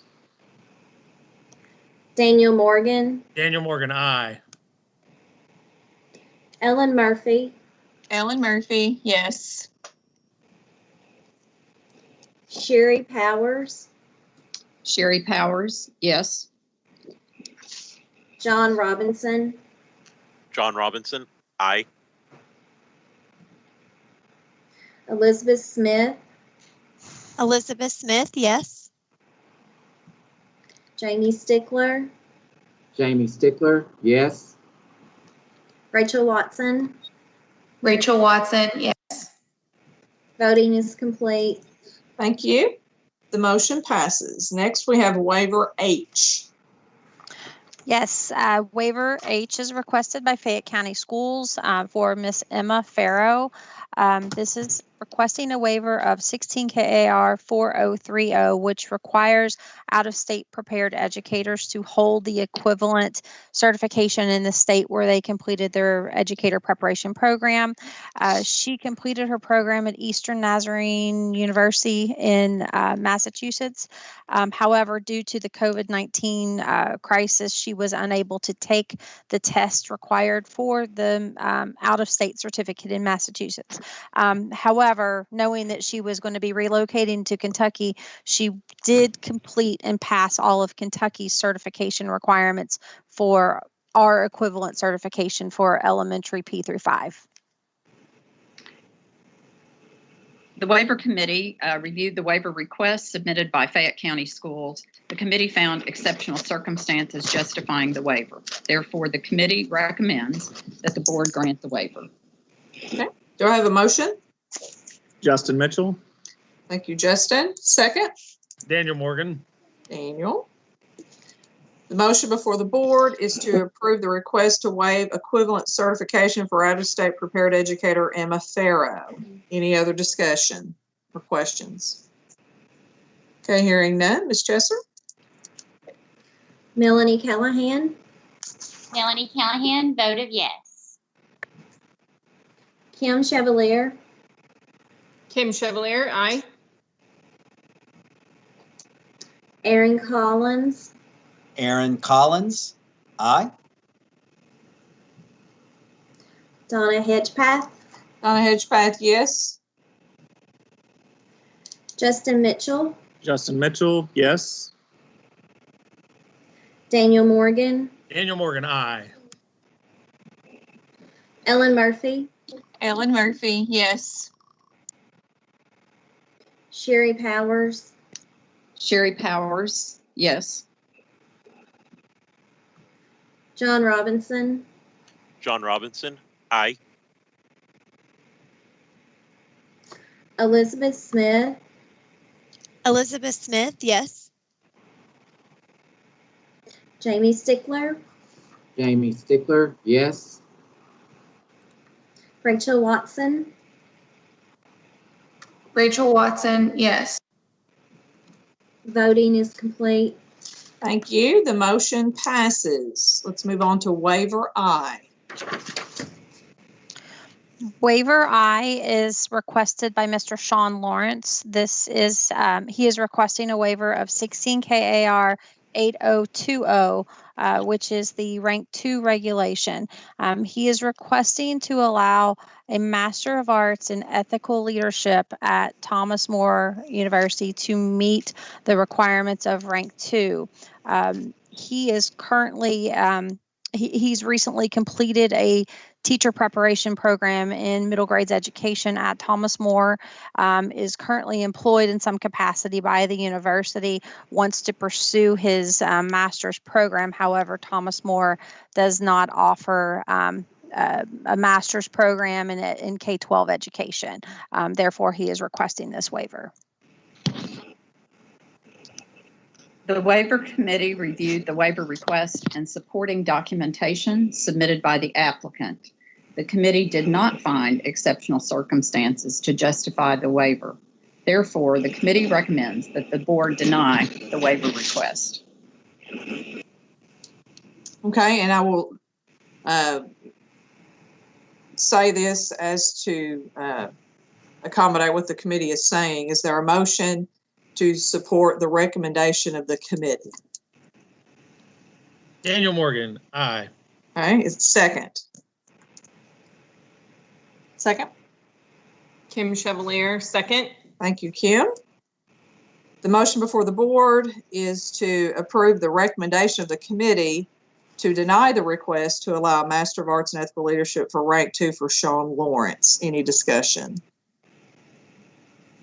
Hearing none. Ms. Chester, will you please call the roll for vote? Melanie Callahan, This is Melanie Callahan, vote of yes. Kim Chevalier, Kim Chevalier, aye. Aaron Collins, Aaron Collins, aye. Donna Hedgepath, Donna Hedgepath, yes. Justin Mitchell, Justin Mitchell, yes. Daniel Morgan, Daniel Morgan, aye. Ellen Murphy, Ellen Murphy, yes. Sherry Powers, Sherry Powers, yes. John Robinson, John Robinson, aye. Elizabeth Smith, Elizabeth Smith, yes. Jamie Stickler, Jamie Stickler, yes. and Rachel Watson. Rachel Watson, yes. Voting is complete. Thank you. The motion passes to approve the recommendation of the committee. Next, we have waiver J. Waiver J is requested by Allen County Schools on behalf of Mr. Cameron Cook. This is a waiver of 16 KAR 2120, which specifies that teachers can only receive one emergency certificate except under 2 extenuating circumstances. this individual does not meet those two extenuating circumstances. Therefore, the district is requesting the waiver. This is to fill a physics position at the high school. Mr. Cook is planning to pursue the Option 6 program. However, due to his degree in biology, he needs additional content coursework in the area of physics to meet admission requirements. The waiver committee reviewed the waiver request submitted by the Allen County Schools. The committee found exceptional circumstances justifying the waiver. Therefore, the committee recommends that the board grant the waiver. Okay, I need a motion. Jamie Stickler makes the motion. Thank you, Jamie. Second. Kim Chevalier, second. Thank you, Kim. The motion before the board is to approve the request to waive emergency certificate requirements for Cameron Cook. Any discussion? Okay, hearing none. Ms. Chester, will you please call the roll? Melanie Callahan, Melanie Callahan, yes. Kim Chevalier, Kim Chevalier, aye. Aaron Collins, Aaron Collins, aye. Donna Hedgepath, Donna Hedgepath, yes. Justin Mitchell, Justin Mitchell, yes. Daniel Morgan, Daniel Morgan, aye. Ellen Murphy, Ellen Murphy, yes. Sherry Powers, Sherry Powers, yes. John Robinson, John Robinson, aye. Elizabeth Smith, Elizabeth Smith, yes. Jamie Stickler, Jamie Stickler, yes.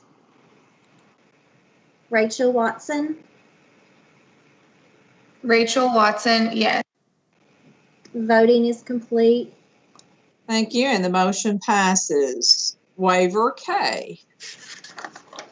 Waiver K is requested by Christian County Schools on behalf of Miss Amanda Ashton. This also is a waiver of 16 KAR 2120 for a second one-year emergency certificate. This teacher is a currently certified special ed and IECE teacher, currently filling in a high school math position at Hopkinsville High School. She is planning to pursue the secondary math certification through the highly qualified route or the proficiency evaluation route. However, both routes do require her to obtain some additional content coursework. Okay. The waiver committee reviewed the waiver request and supporting documentation by Christian County Schools. The committee found exceptional circumstances justifying the waiver. Therefore, the committee recommends that the board grant the waiver.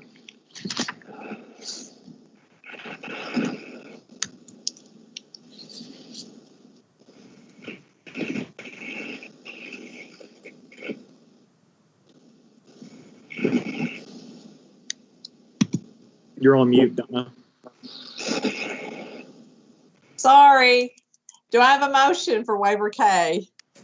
Daniel Morgan, motion. Thank you. You John gotta watch Robinson, me. second. Was that John for second? Okay. Motion before the board is to approve the request to waive emergency certificate requirements for Amanda Ashton. Any discussion?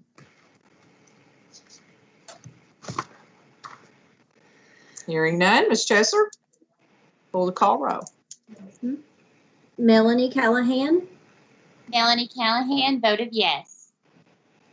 Kim Chevalier, Kim Chevalier, aye. Aaron Collins, Aaron Collins, aye. Donna Hedgepath, Donna Hedgepath, yes. Justin Mitchell, Justin Mitchell, yes. Daniel Morgan, Daniel Morgan, aye. Ellen Murphy, Ellen Murphy, yes.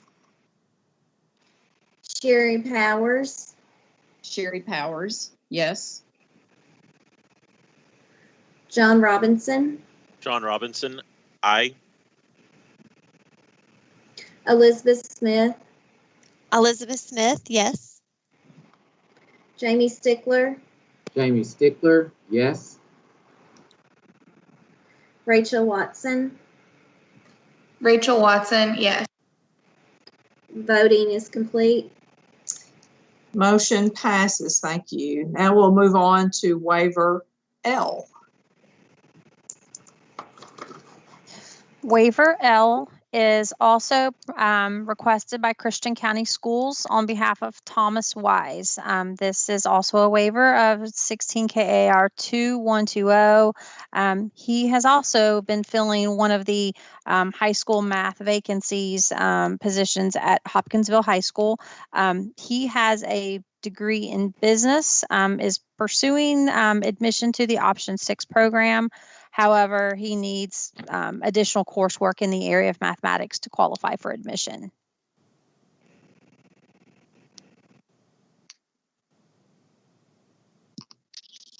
The waiver committee reviewed the waiver request and supporting documentation submitted by Christian County Schools. The committee found exceptional circumstances in justifying the waiver. Therefore, the committee recommends that the board grant the waiver. Okay, at this time, I will need a motion. Justin Mitchell makes the motion. Thank you, Justin. And do I have a second? Second, Daniel Morgan. Daniel.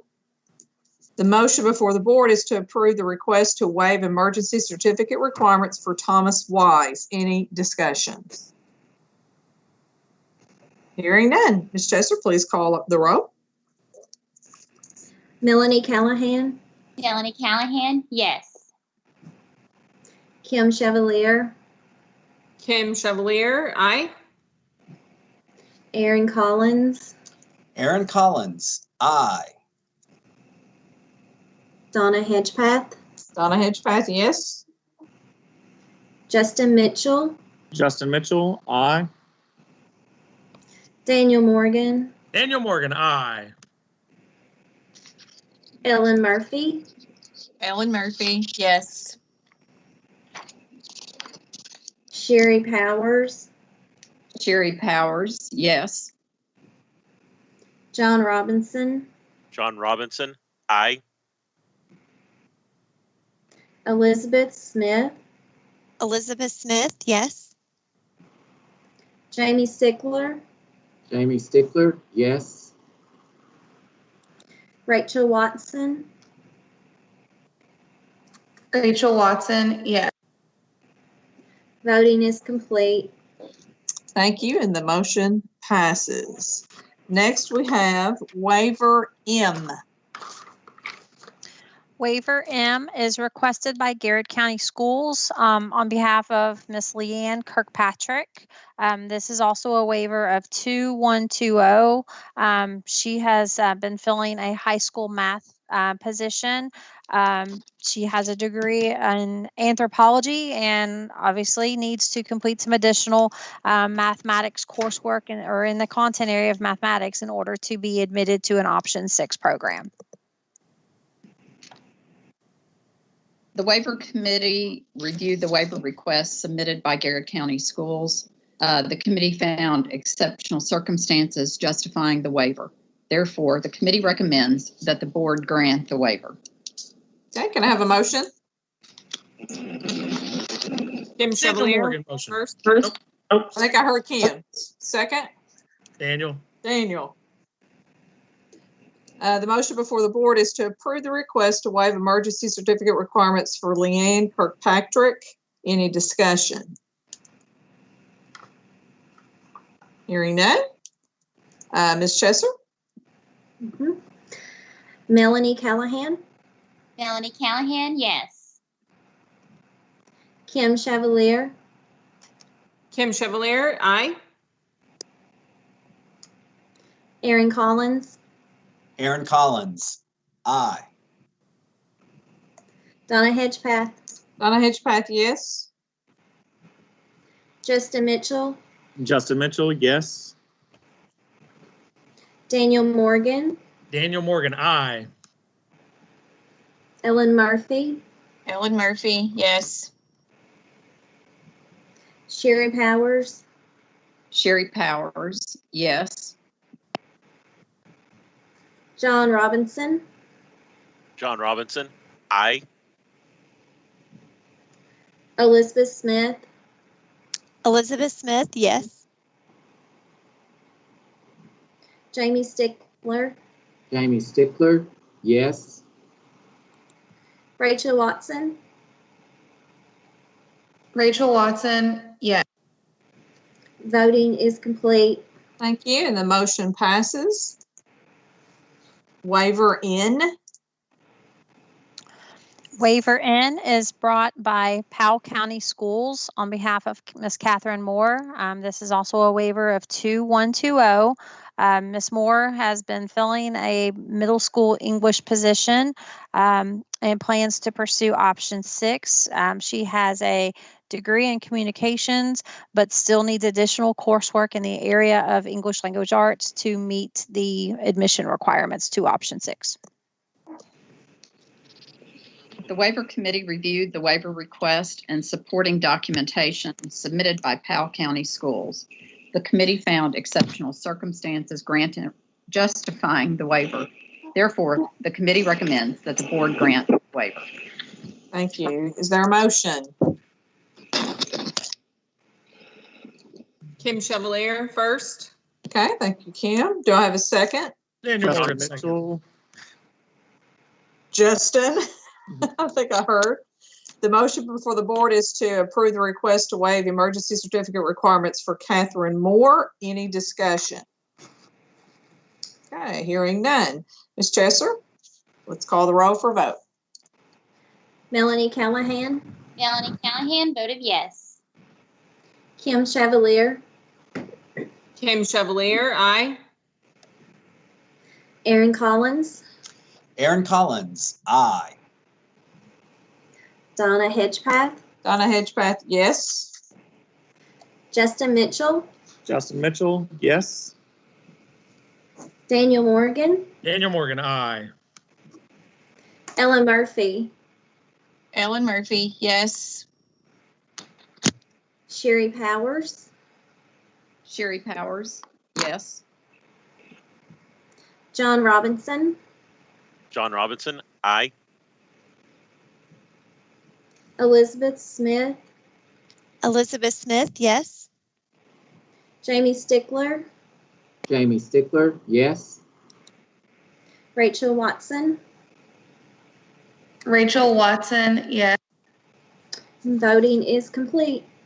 Thank you. The motion passes. Next, we have waiver O. Waiver O is requested by Christian County Schools for a teacher who has been in a high school Spanish position. This is also a waiver of 2120 for him to receive a second one-year emergency certificate while he pursues option 6 for Spanish. This waiver is also so that he can complete the coursework needed to also raise his GPA. He has completed 2 courses and has raised his GPA and needs additional courses as well.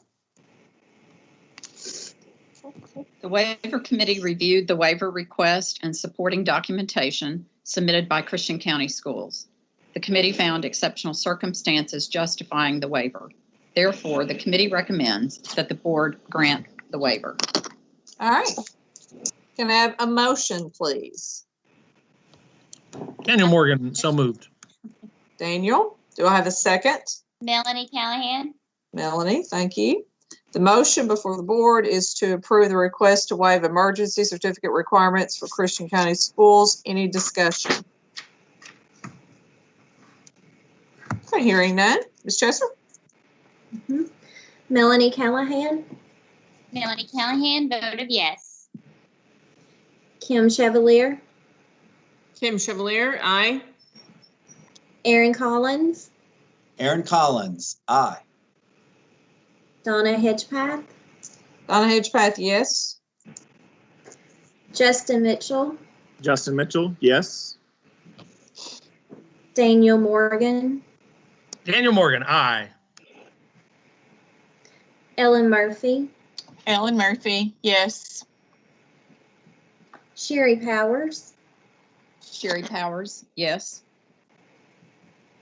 John Robinson, John Robinson, aye. Elizabeth Smith, Elizabeth Smith, yes. Jamie Stickler, Jamie Stickler, yes. Rachel Watson, Rachel Watson, yes. voting is complete. Thank you. The motion for waiver O passes. So finally, we have waiver P. Yes, and waiver P is brought by Todd County Schools. This is also a waiver of 2120 for a second emergency and additional coursework to continue to raise the GPA.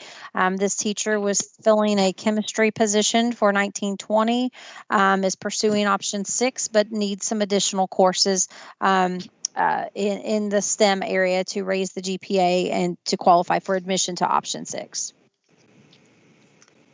The waiver committee reviewed the waiver request and supporting documentation submitted by Todd County Schools. The committee found exceptional circumstances justifying the waiver. Therefore, the committee recommends that the board grant the waiver. Thank you. Is there a motion? Motion, Daniel Morgan. Do I have a second? Justin Mitchell.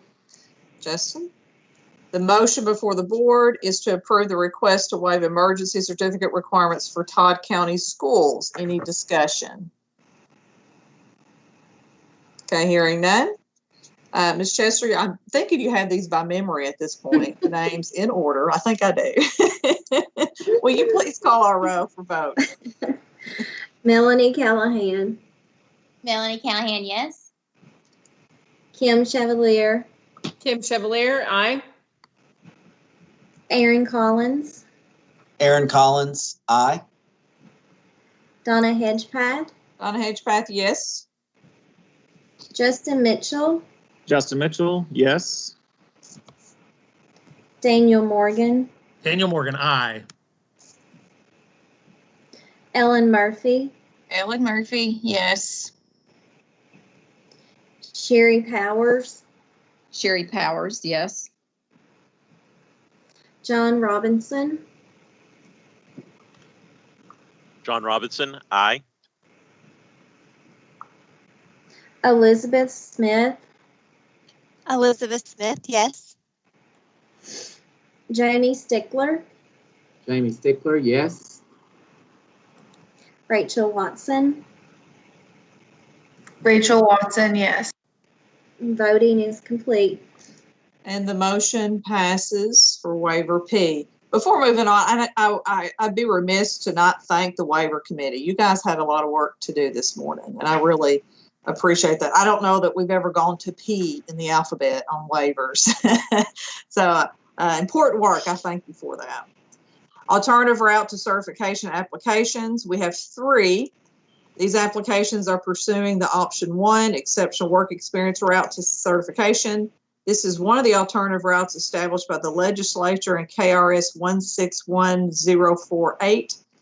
An applicant with exceptional work experience must have an offer of employment from a local school district, a bachelor's or graduate's degree meeting minimum GPA requirements, and an academic major or a passing score on the academic content assessment in the area in which certification is being sought. The applications will be presented by Ms. Hord. So we'll start with A. Ms. Hord. Thank you. Letter A is for Andrew Casey. Henderson County Schools has submitted the application in the area of theater, which, just to kind of circle back to our previous discussion on the amendment to 9010, this is what this is one of those certifications that we were referring to. I know Cassie had mentioned that somebody who has the degree and or particularly the exceptional work experience in a particular academic content area. So just to kind of mention that once again.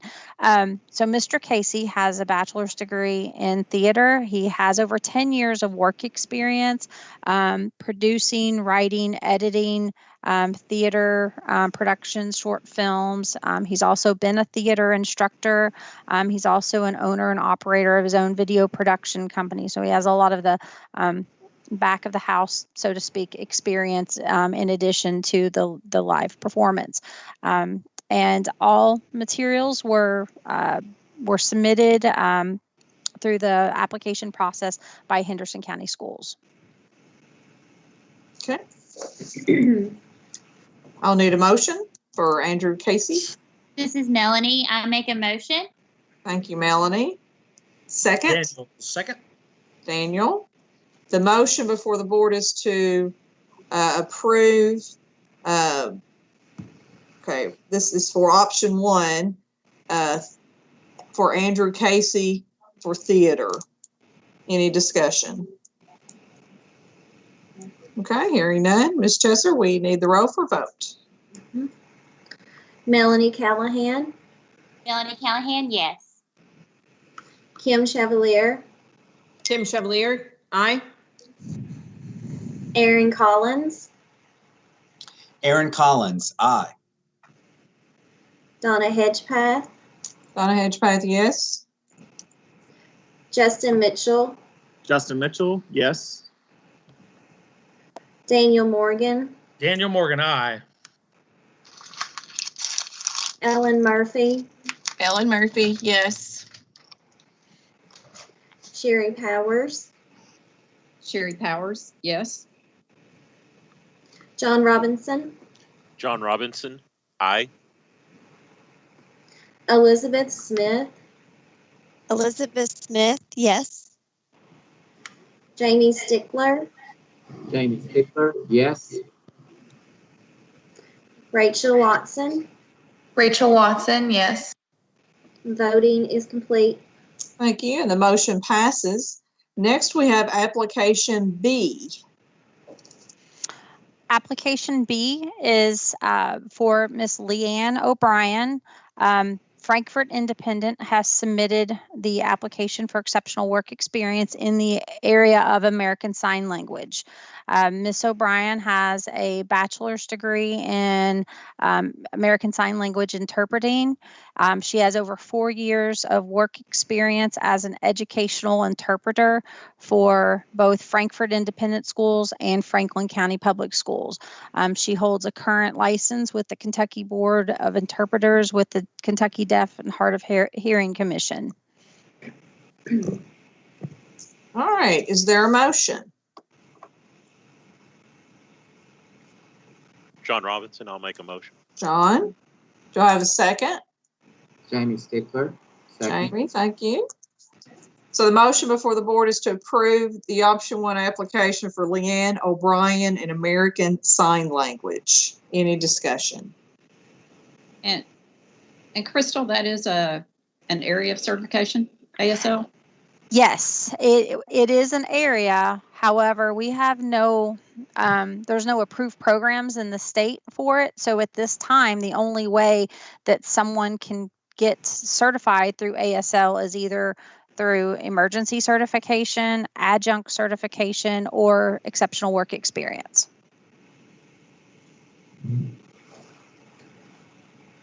Any other discussion? Hearing none. Ms. Chesser? Melanie Callahan, Melanie Callahan, yes. Kim Chevalier, Kim Chevalier, aye. Aaron Collins, Aaron Collins, aye. Donna Hedgepath, Donna Hedgepath, yes. Justin Mitchell, Justin Mitchell, yes.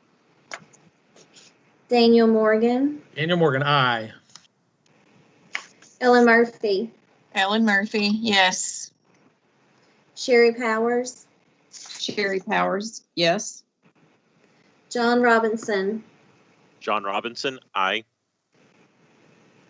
Elizabeth Smith, Elizabeth Smith, yes.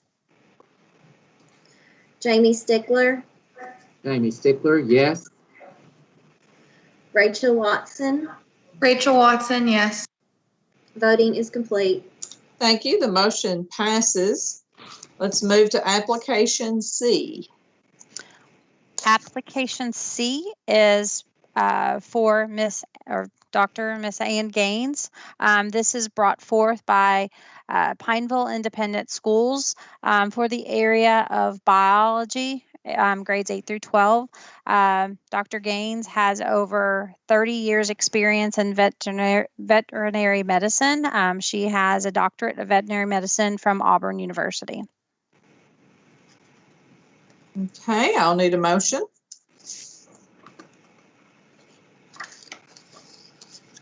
Kim Daniel Chevalier Morgan, motion. first. I got you, Kim. Second, Daniel. Daniel. The motion before the board is to approve the option 1 application for Ann Gaines in biology, grades 8 through 12. Any discussion? Okay, hearing none. Ms. Chester, will you please call the roll? Melanie Callahan.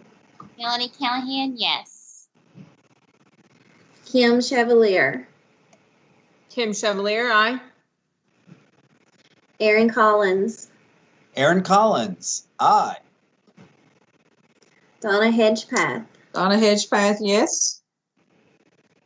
Justin Mitchell. Justin Mitchell, yes. Daniel Morgan. Daniel Morgan, aye. Ellen Murphy. Ellen Murphy, yes. Sherry Powers. Sherry Powers, yes. John Robinson. John Robinson, aye. Elizabeth Smith. Elizabeth Smith, yes. Jamie Stickler. Jamie Stickler, yes. Rachel Watson. Rachel Watson, yes.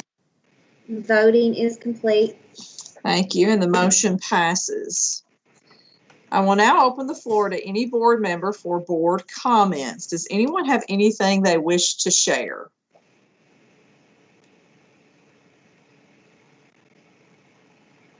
An observation on my behalf, which you all are seeing, is it's really a reality to see the shortage in critical areas today. All of the requests for extensions for emergency certificates, option 1 is probably the most I've seen. So that's interesting to see all this really hitting us. That is an area that we need to pull some folks into, motivated to teach these areas. All right, last call for comments.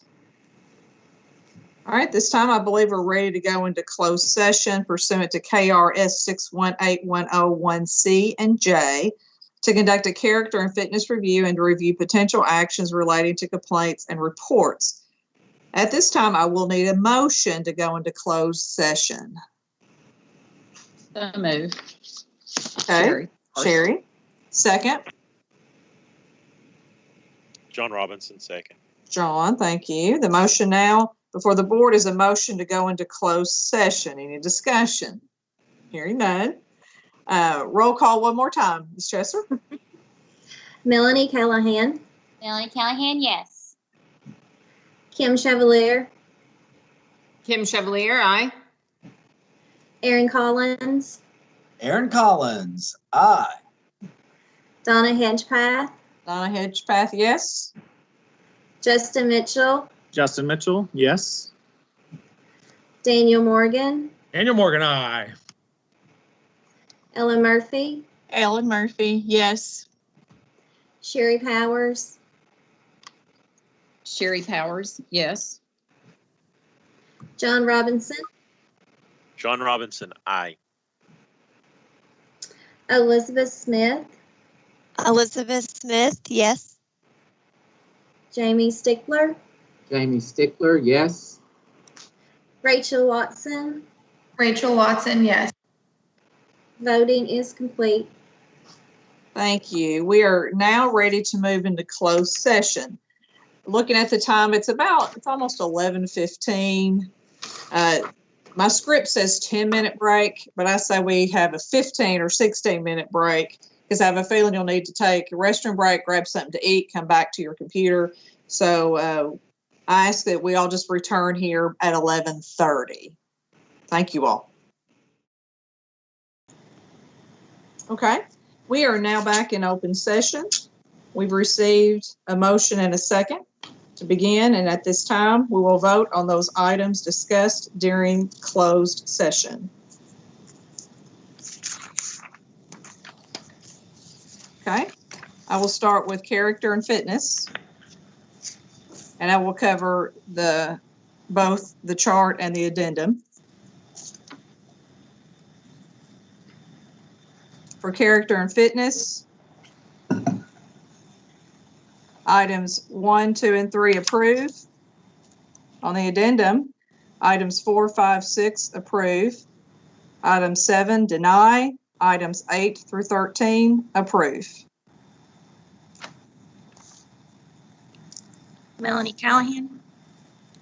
This is Melanie Callahan. Agree on all. Kim Chevalier. Kim Chevalier, agree on all. Aaron Collins. Aaron Collins, agree on all. Donna Hedgepath. Donna Hedgepath, accept on all. Justin Mitchell. Justin Mitchell, accept on all.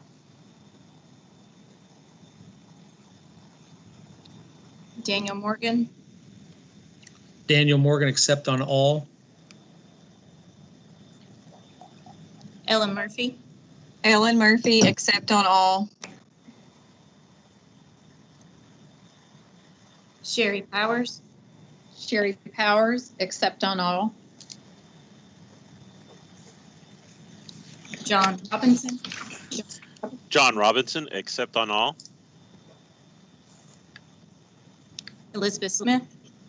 Elizabeth Smith, accept on all. Jamie Stickler. Jamie Stickler, accept on all. Rachel Watson. Rachel Watson, accept on all. Voting is complete. Okay, moving ahead to agreed orders. Agreed orders numbers 1 through 30, accept. Melanie Callahan. This is Melanie Callahan. Accept on all. Kim Chevalier. Kim Chevalier, accept on all, except for 3 recuse, 4 recuse, 5 recuse, 9 recuse, 14 recuse, and 25 recuse. Aaron Collins. Aaron Collins, accept on all. Donna Hedgepath. Donna Hedgepath, accept on 1 through 22, recuse on 23, and accept 24 through 30. Justin Mitchell. Justin Mitchell, accept on 1 through 30. Daniel Morgan. Daniel Morgan, accept on 1 through 11, recuse on 12, accept on 13 through 30. Ellen Murphy. Ellen Murphy, accept on all. Sherry Powers. Sherry Powers, accept on all. John Robinson. John Robinson, accept on all. Elizabeth Smith. Elizabeth Smith, accept on all. Jamie Stickler.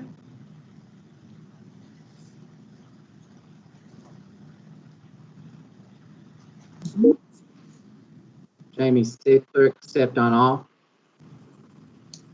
Rachel Watson. Rachel Watson, accept on all. Okay.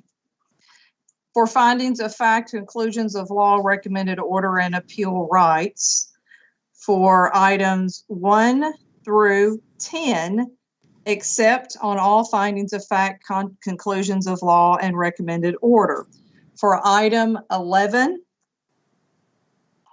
we accept the petitioner's exceptions, excluding the exception to paragraph 62, and modify the hearing officer's finding of fact, conclusions of law, and recommended order accordingly. Melanie Callahan. This is Melanie Callahan. Agree on all. Kim Chevalier. Kim Chevalier, 1 and 2, agree. 3, recuse. 4, 5, 6, accept on all. 7 and 8, recuse. 9 and 10, accept. And 11, recuse. Aaron Collins.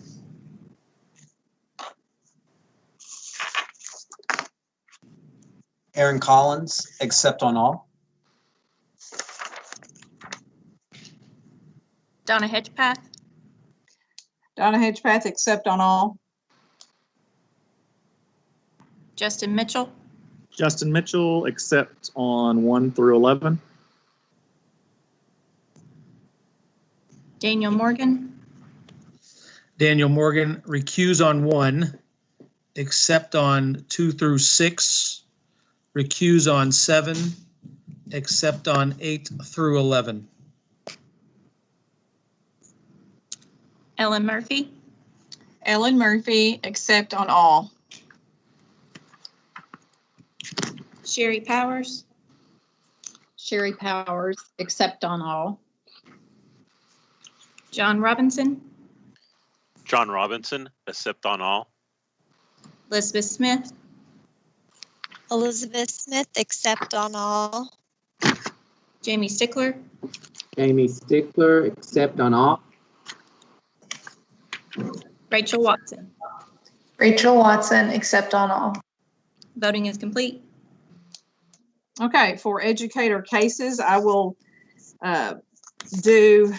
usually I do a page at a time. Is it okay if the first is a half page, so I'll do the first page and a half, and then we vote, and then from then on a page at a time. Is that okay? Just so we can keep all this clear. Okay. Yep. So with educator cases, items 1 and 2, admonish. 3, admonish and training professionalism. 4, 5, and 6, attorney review. 7, 8, admonish. 9, 10, attorney review. 11, defer for training sensitivity.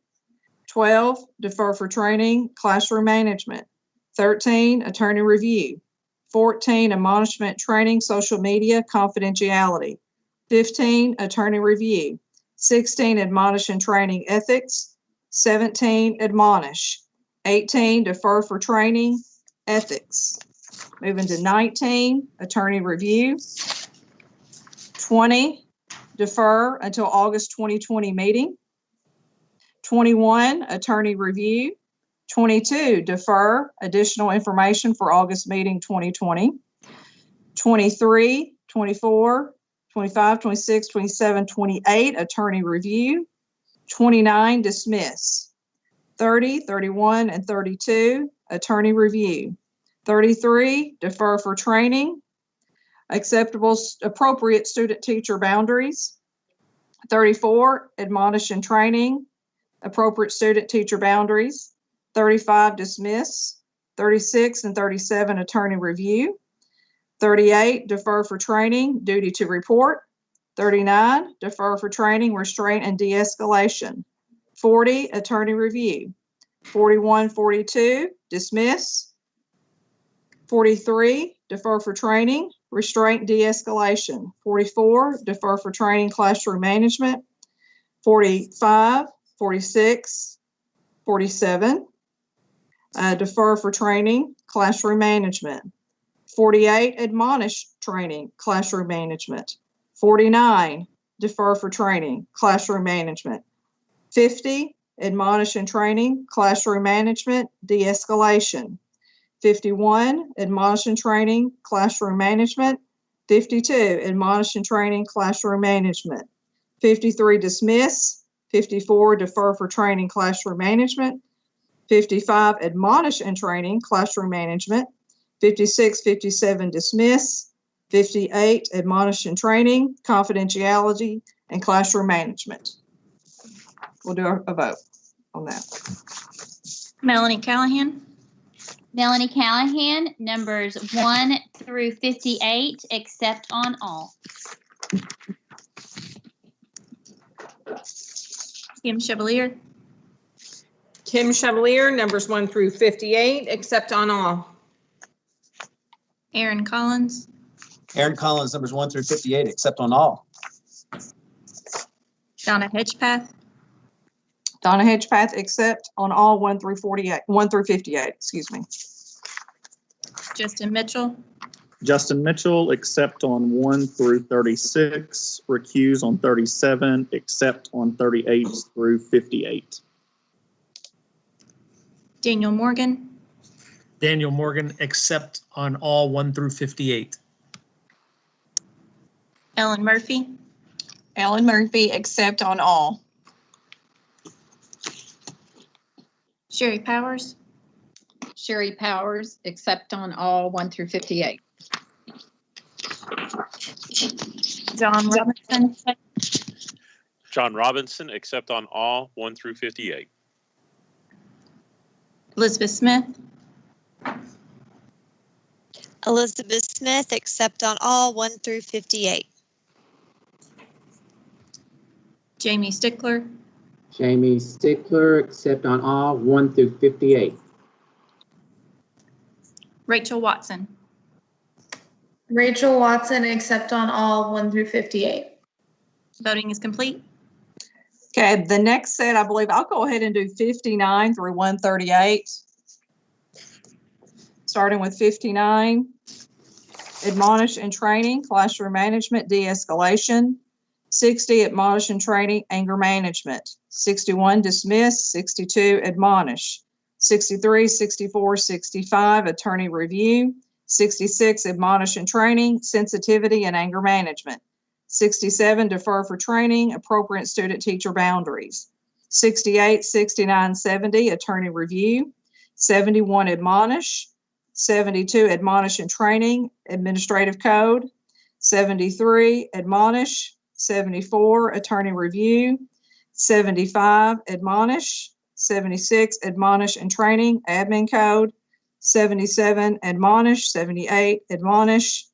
79, 80, 81, dismiss. 82, defer for training, admin code. 83 through 86, dismiss. 87, defer for training, admin code. 88, 89, dismiss.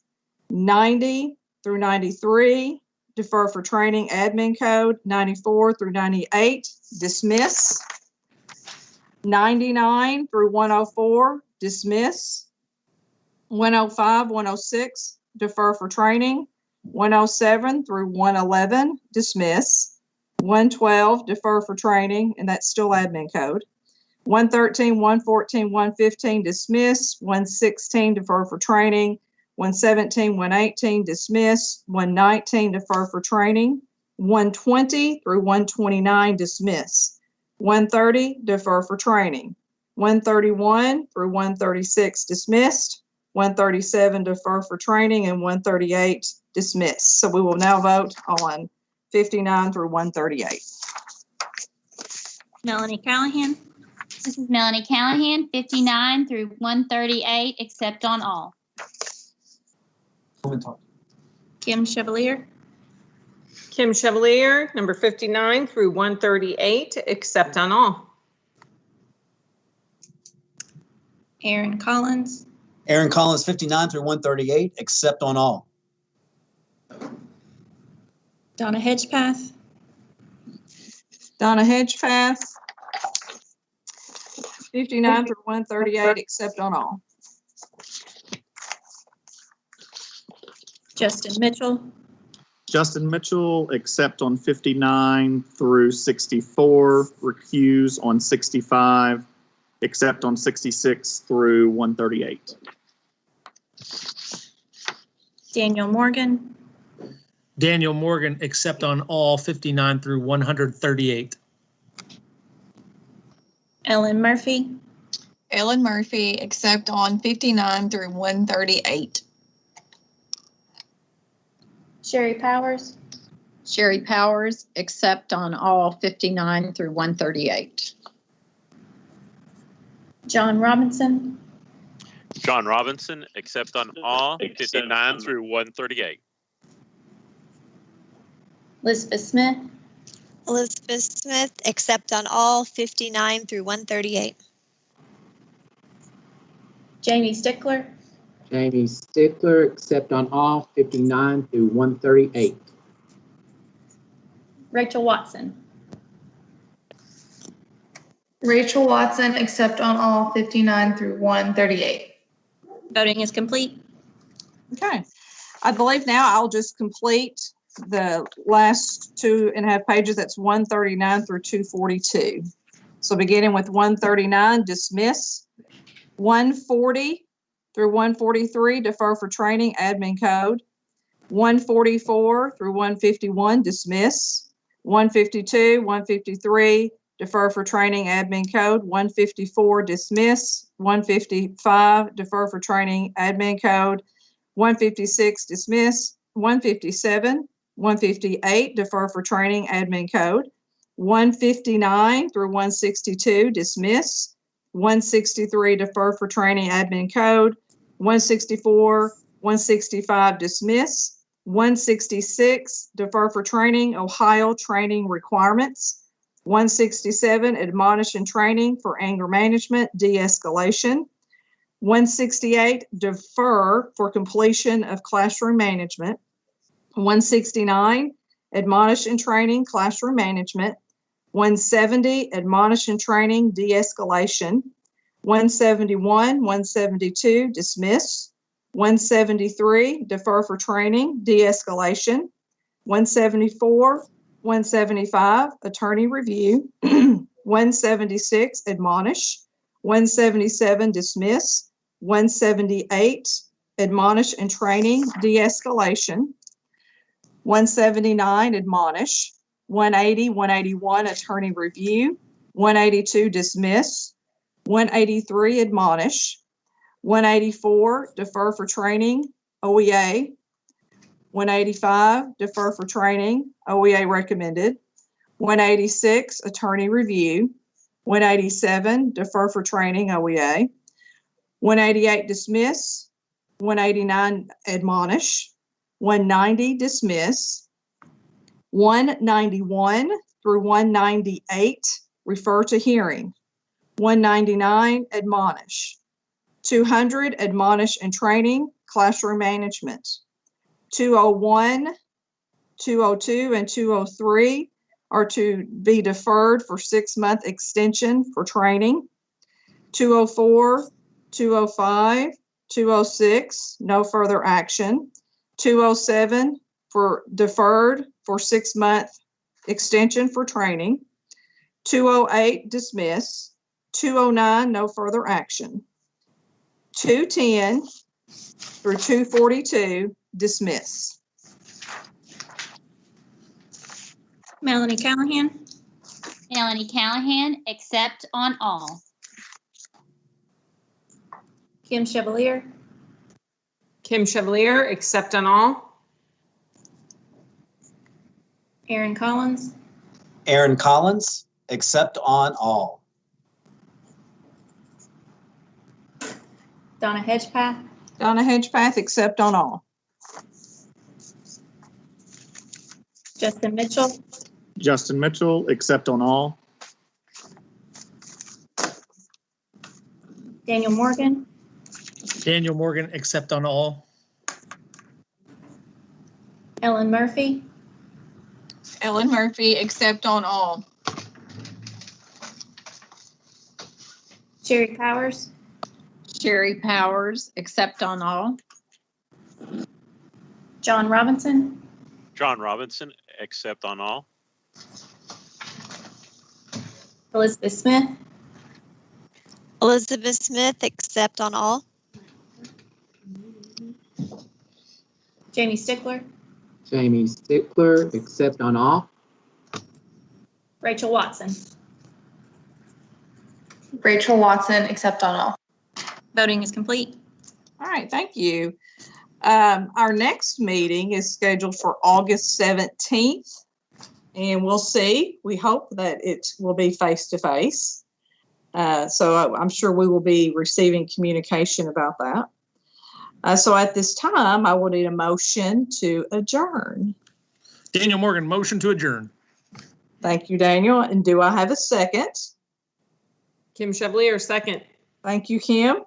The motion before the board is to adjourn. Any discussion before we go? Hearing none, let's please call the roll one more time. Melanie Callahan, Melanie Callahan, present, but signing off. Kim Chevalier, Kim Chevalier, here. Aaron Collins, Aaron Collins, aye. Donna Hedgepath, Donna Hedgepath, aye. Justin Mitchell, Justin Mitchell, aye. Daniel Morgan, Daniel Morgan, aye. Ellen Murphy, Ellen Murphy, aye. Sherry Powers, Sherry Powers, aye. John Robinson, John Robinson, aye. Elizabeth Smith, Elizabeth Smith, aye. Jamie Stickler, Jamie Stickler, aye. Rachel Watson. Rachel Watson, aye. Voting is complete. Thank you all. I know this was a long meeting. I appreciate it, but we are now adjourned.